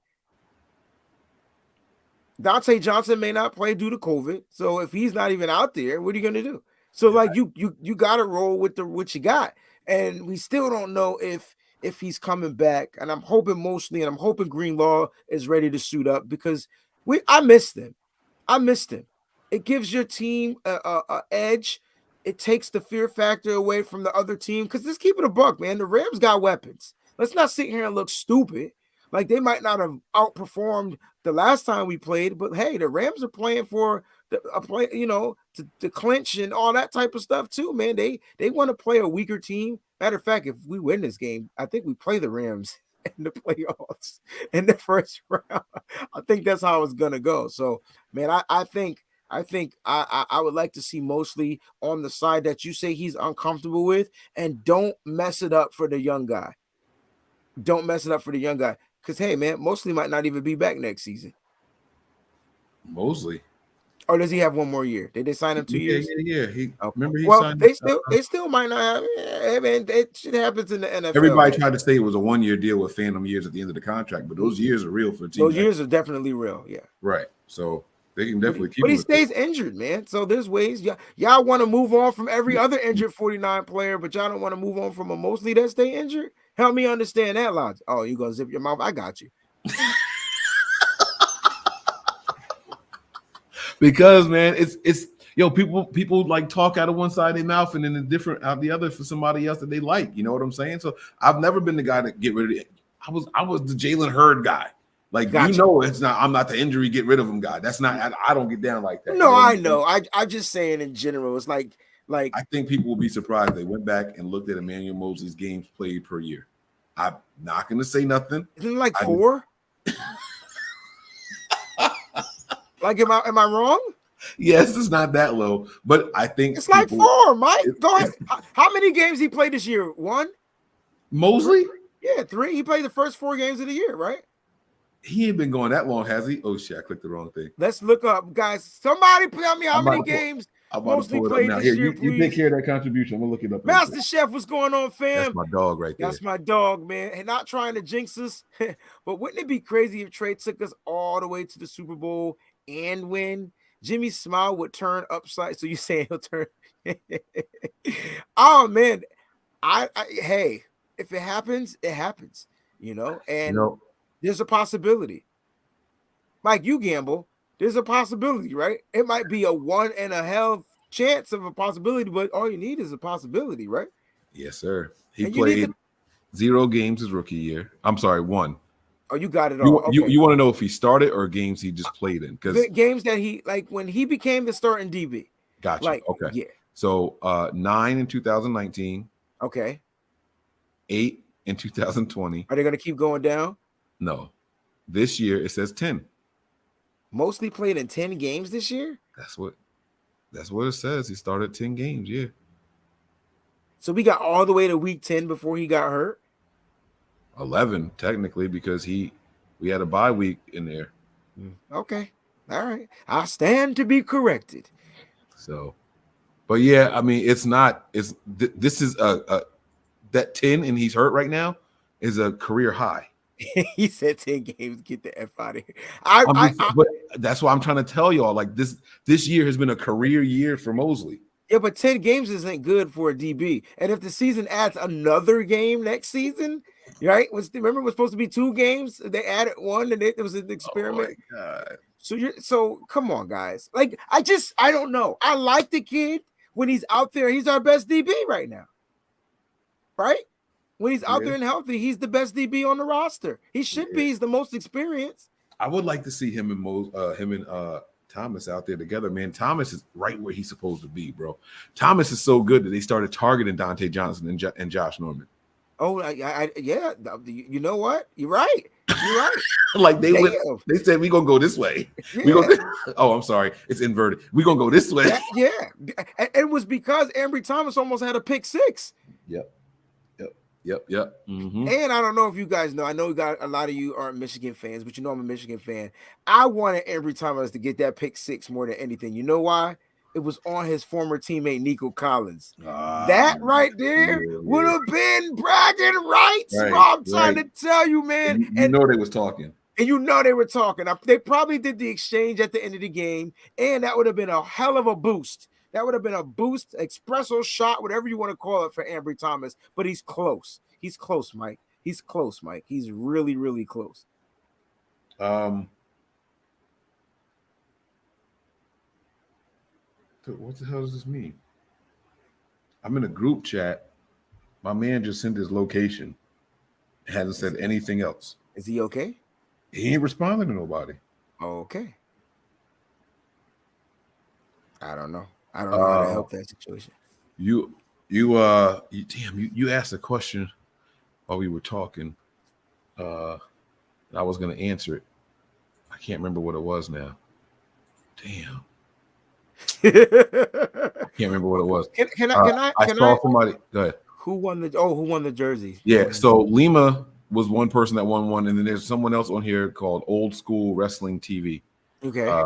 They both won the jerseys for the giveaways, and I did not forget about you guys over on the Patreon page. There is a giveaway coming. Unfortunately, I wasn't able to be on the feed and do what I wanted to do for the game. I was working the whole time, so I wasn't able to do the giveaway on the Patreon feed, but there is one coming to end the season. I promise you guys that, okay? So thanks for the continued support, guys. Y'all are great. Y'all are excellent, man. All right. Damn, you asked a question. It's going to bug me. I don't know.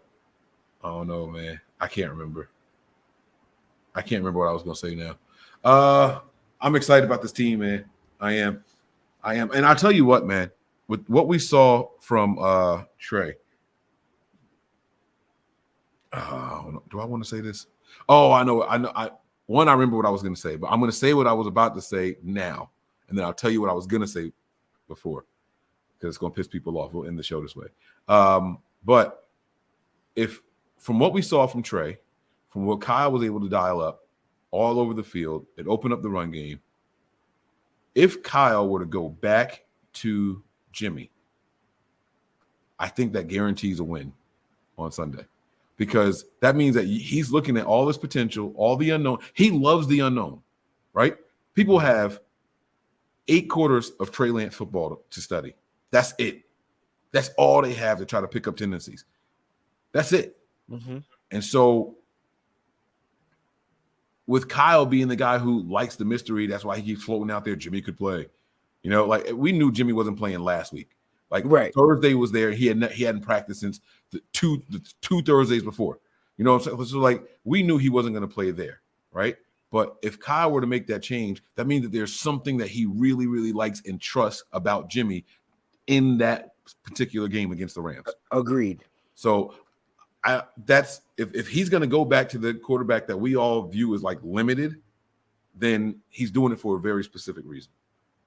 Maybe it's that their pass rush is so good that the quick release will help. What beats that pass rush. You know what I'm saying? Like, so maybe it's something along those lines, right? But for whatever it is, I would trust Kyle in that situation. Okay.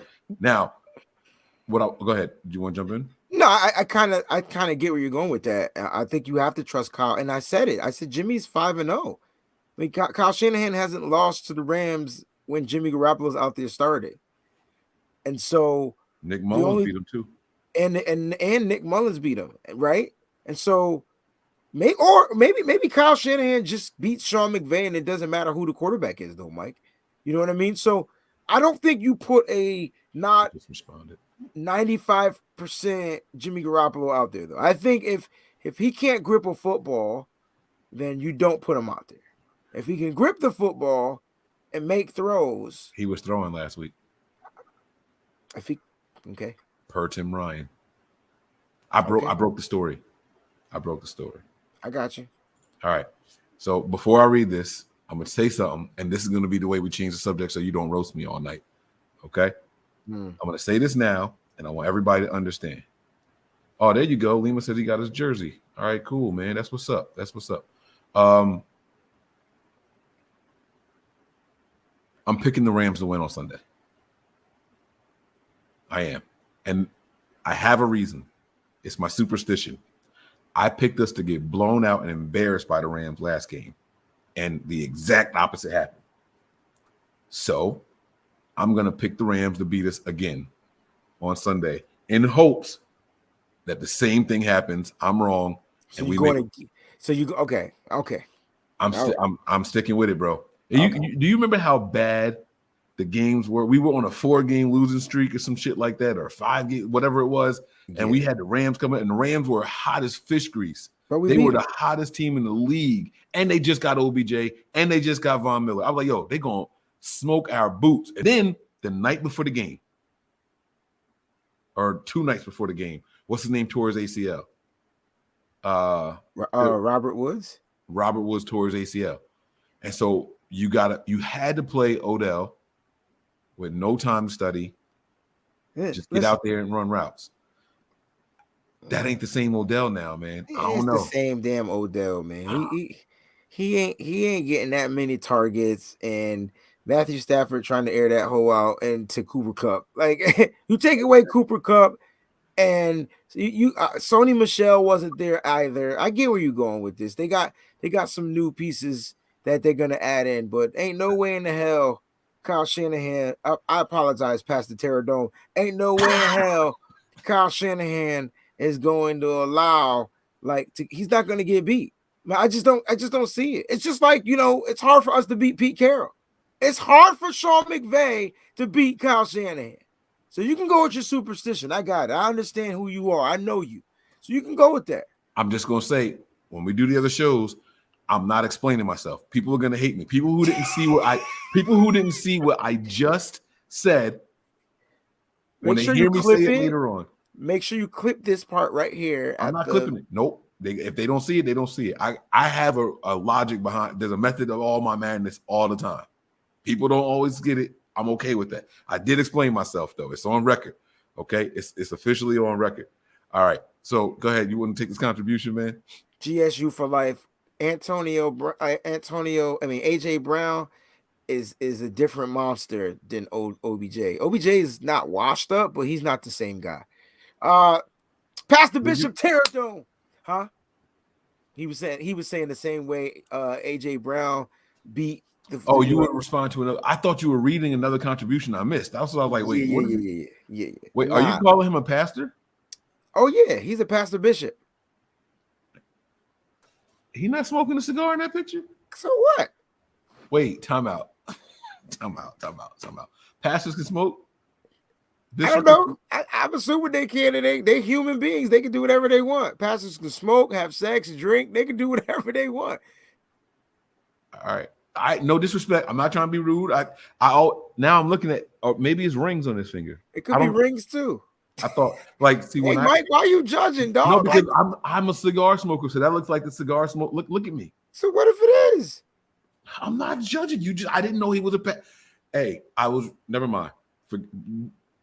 MIB. It never happened, bro. Never mind. You're the worst motherfucker. I apologize. Anyway, it was brain diarrhea. Like you said something, I looked at the picture and just responded. It just came out. I didn't mean it to sound judgy. I'm not a judge. You didn't. Whatever. I ain't got to forgive you. He got to forgive you. So, objectively, both Trey and Jimmy G need to utilize imperfect using juice in the passing game. Look, right? He's open. It's true. It is true. So we pay Juice way too much money to not be utilized, number one. Number two, you just got to throw him the daggone ball, because 9 times out of 10, if you throw it near his vicinity, not overthrow, but if you throw it into his vicinity, it's a catch.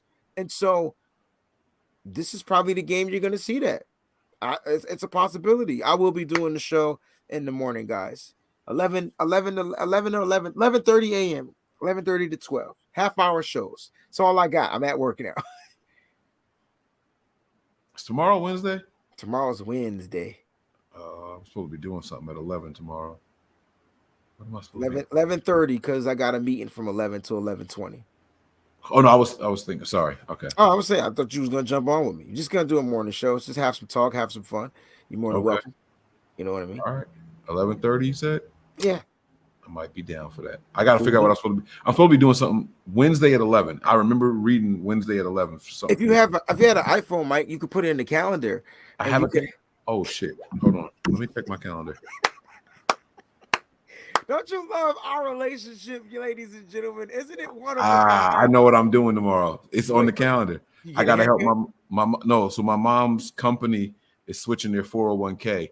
So I hooked her up with my financial advisor to see if she should roll it over, start her own, or whatever. Like look at what the other company's offering. So she wants me on the conference call. My mom don't do the finance thing like that. So I hooked her up with my guy. My guy wants me on the conference call. My mom wants me on the conference. That's what it's at 11. So that's what it is. See? Calendar. You said the magic word, and boom, it was right there. So I said iPhone, but somehow you heard the word calendar. But no, listen. Happy birthday, Mom. Happy birthday, Mom. Listen. No, I don't have an iPhone. Speaking of my birthday, it's coming up on the 15th, right? So here's some cool stuff I want to talk, because someone said that he bets my classes aren't boring. Yo, my classes are lit. right? Let me tell you today. So we got 3 weeks left in the semester, and then I'm going to get a new set of students, right? So it's like I get to start over, but I'm going to be teaching different classes. So this class is media technology. So the last portion of my class, Mike, is animations, right? And so we're talking about traditional animation today.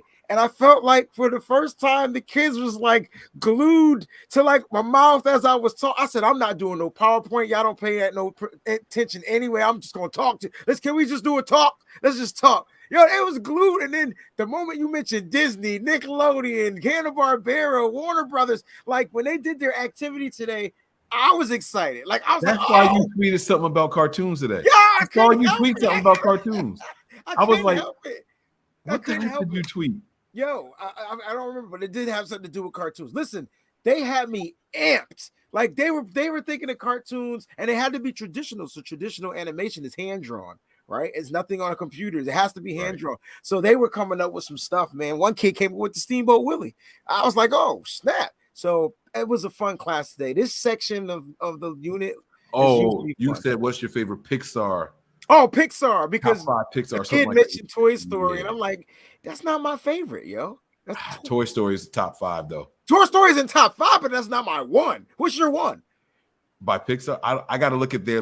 I confuse a lot of Pixar with Disney Pixar. No, what Pixar and Disney is the same thing. Disney owns it. I thought they were 2 separate companies. Well, you're right. Disney has their own 3D, and then Pixar is Pixar, like Toy Story. And I know they work together, yeah. Like Disney owns it, but Disney does like Moana's not Pixar, but it's 3G, 3D, right? I got you. 3G, okay. Yeah. I would have to go back and look, but Toy Story is definitely up there for me. I gotta remember what all the other ones are, though, man. I ain't gonna lie. I would have to go back. No, Aladdin's not Pixar, though. Aladdin's not Pixar. Aladdin's Disney.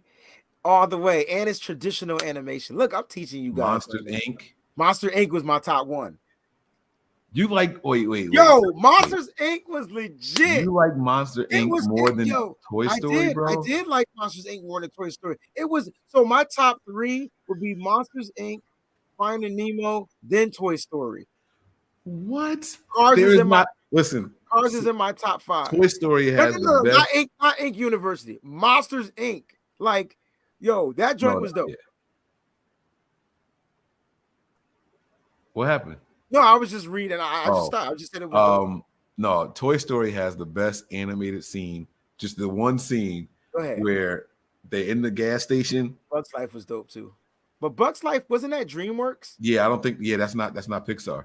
Yeah, that's not Pixar. Oh wait, there was 2 bug movies that came out at the same time. There was there was one called Ants. Ants, that's the other one, and then the other one was the Bugs Life. Right. Was Bugs Life. So Bugs Life might be Disney, but not but not Pixar. I don't know. It could be Pixar. I can't remember. But yo, that scene in the gas station where Buzz is like right now poised at the edge of the galaxy. The evil Emperor Zurg is coming up with a weapon to annihilate, with the power to annihilate an entire planet.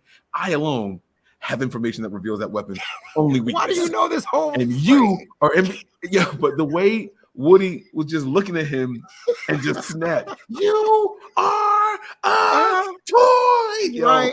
I have never laughed so hard. Yeah. You on it. My man, yo, that joint was hilarious. Like, this dude really thought he was real, bro. And then when he tried to fly and broke his arm. And it broke his arm? Bro. He just gave up on life. I'm sucking down Darjeeling with Mrs. Nesbitt. Toy Story was dope. No, don't get me wrong. The Incredibles. Is The Incredibles by Pixar? Incredibles is Pixar. That's in my top 5. But Coco was dope too, y'all.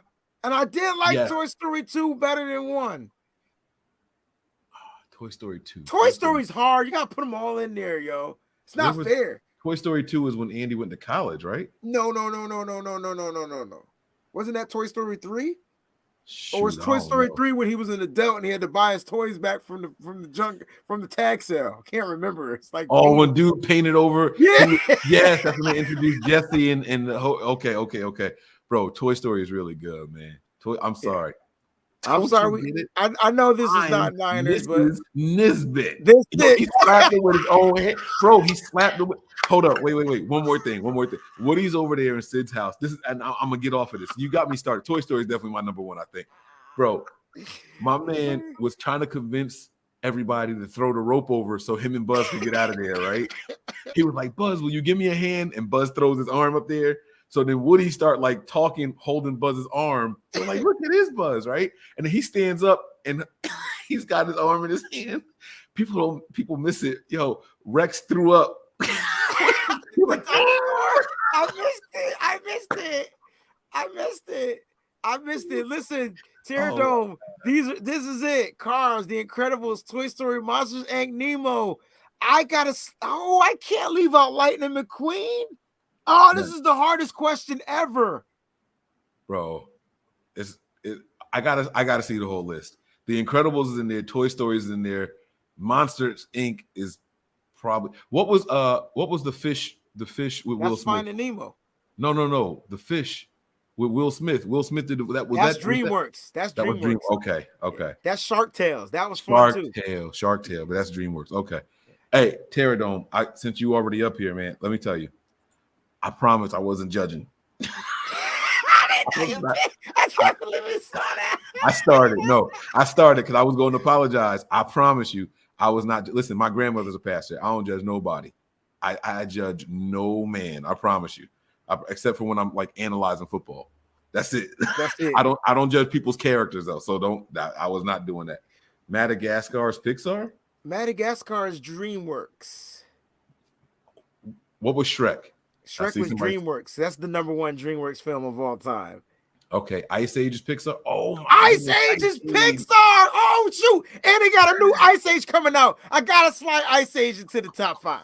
All right, we're not having this conversation. I want to address something a lot of people were saying, like it was the Texans and they're a bad team. And that's true. They're bad. But any given Sunday, bad teams win, right? They put up 70 plus points in 2 weeks. Right. And you watch the Jacksonville Jaguars, who was a terrible team. They're worse than the Texans. Who did they beat? The number one defense in the NFL, right? Held them to 6 points and beat them 9-6. So things happen. It could have been that type of a game, right? But it wasn't. The 49ers find a way to capitalize. We balanced the turnover game, right? Because we had the one, and then we got the Marcel Harris interception, and we balanced it out. The momentum shifted. Trey Lance closed. The difference between Jimmy and Trey, in my opinion, is one quarterback can close games, one can't, right? Yes, Jimmy can drive down the field and get you that touchdown or that score, but he leaves so much time on the clock.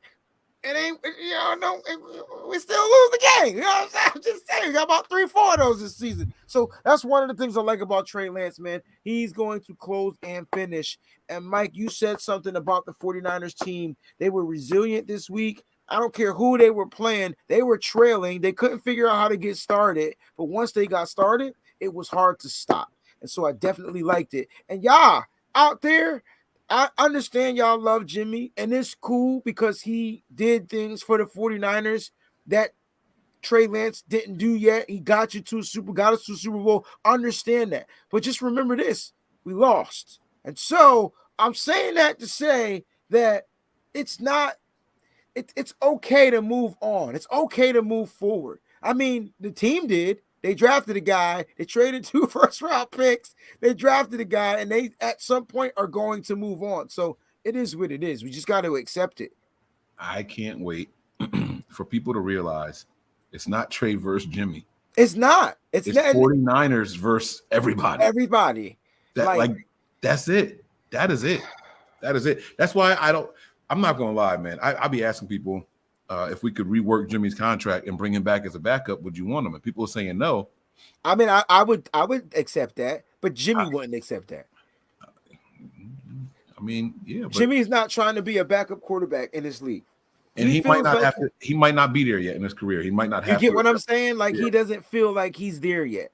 Mm-hmm. But I wouldn't mind Jimmy being a backup quarterback, but I can't see Jimmy with a headset on like I saw Nate Sudfeld this Sunday wearing a headset, just trying to, that's what backup quarterbacks do. I don't see Jimmy Garoppolo doing that. I've also seen injured quarterbacks wear the headset so they can hear the call. Not Did Jimmy Jimmy have a Garoppolo. headset on at all? See, Mike, you trying to start? No. No. I'm asking. You got to remember that I watched most of the game from the phone while I was working and driving. I'm asking. I don't know if he did or not. I'm legitimately asking. Yeah. Did he? No. I mean, I also seen Jimmy.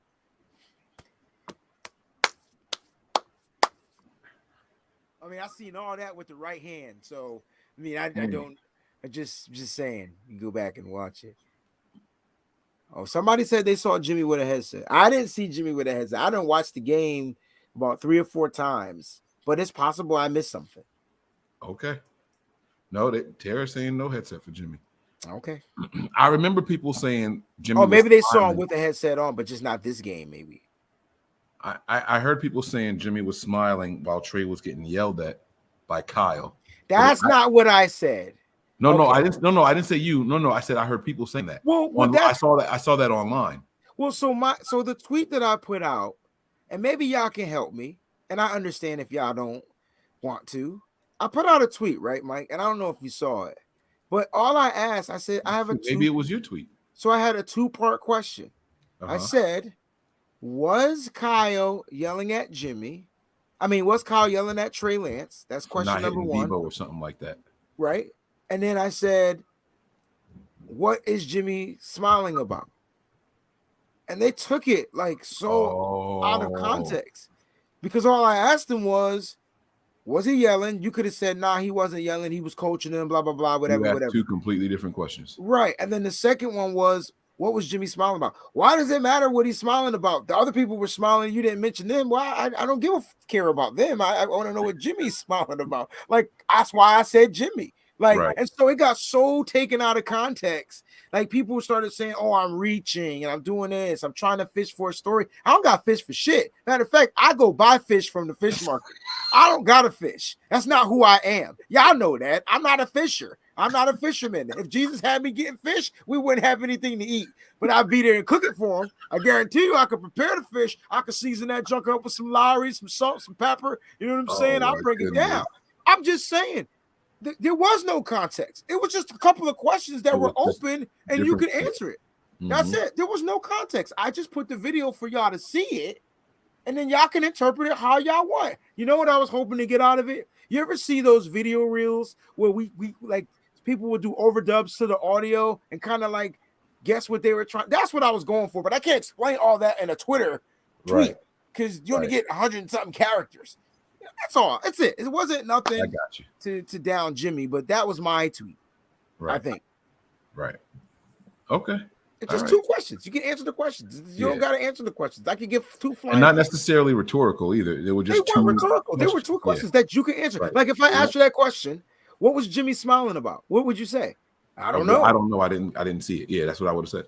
Right. And then you would have asked me, was Kyle yelling at Lance because he missed Debo? Yeah. And I would. My response was, I think they scored on that drive. No, it might have been a field goal. They got a field goal on that drive. Right. They got a field goal, but they should have scored on that drive because the touchdown was called back because of Brandon Ayuk. Right. Debo was wide open, and there was a possibility we would have got in the end zone or at least got the first down, so we didn't have to kick the field goal. So Kyle said something to Lance. It could have been yelling. It might not have been yelling, but that was why I asked you.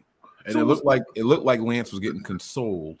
As he walked by the other players. It's gonna be all right. That's why. So Mike, I don't understand why you didn't. A person that didn't even see the shit can interpret it in that way and not. I quit, man. But I'm good. I'm a lot like you, where I tweet something and people assume that every tweet I tweet is loaded. Oh, okay. They assume that you're fishing. You're reaching. Okay. And that's not. Sometimes I really just tweet questions. Like I tweet my thoughts. That's it. So all right, man. Let's get up out of here, man. Can I do this one time? How do I say goodbye to what we had? Yo, we gotta do this as a video tribute when it's over. Yo, tell me you're gonna be in it. Tell me you're gonna be in it. You can do the bass. Hey, baby, I'm sorry. I never meant to hurt you.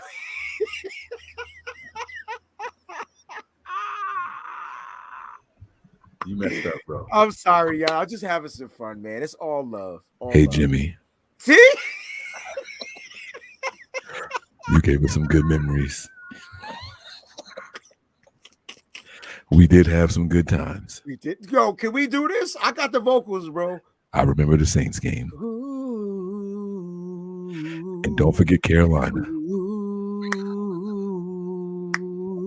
I'm not doing it.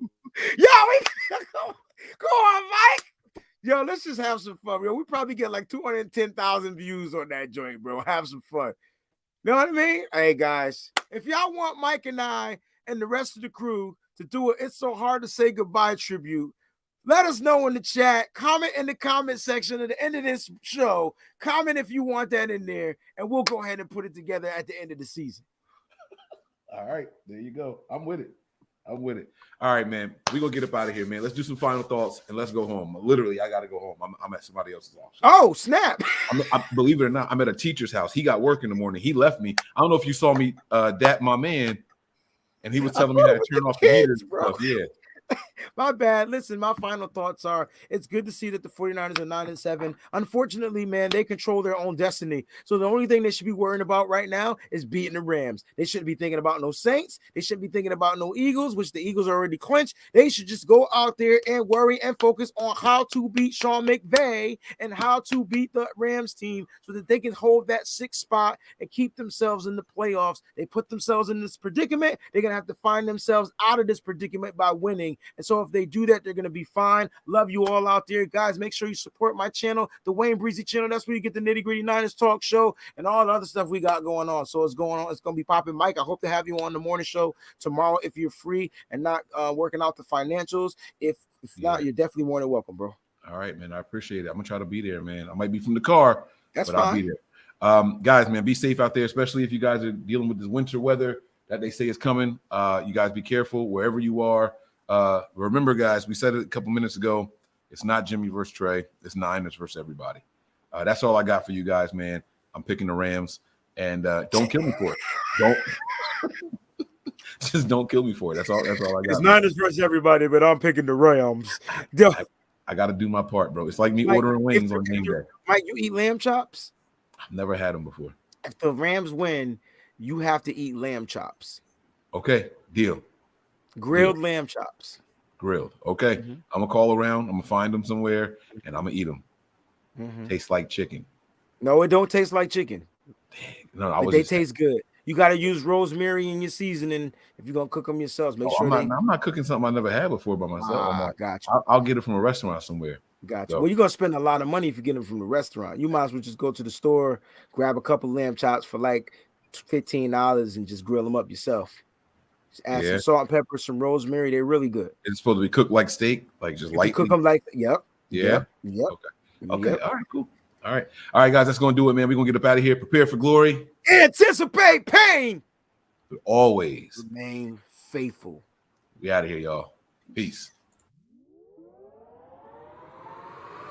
We all gas, no brakes, pumped up, no fakes. We spinning, we winning, we high stakes. We never miss, we all makes. Look at us dudes trying to prove, bringing you news with nothing to lose. Mike, Nick, Tony, Wayne, Method Man, we bring the pain.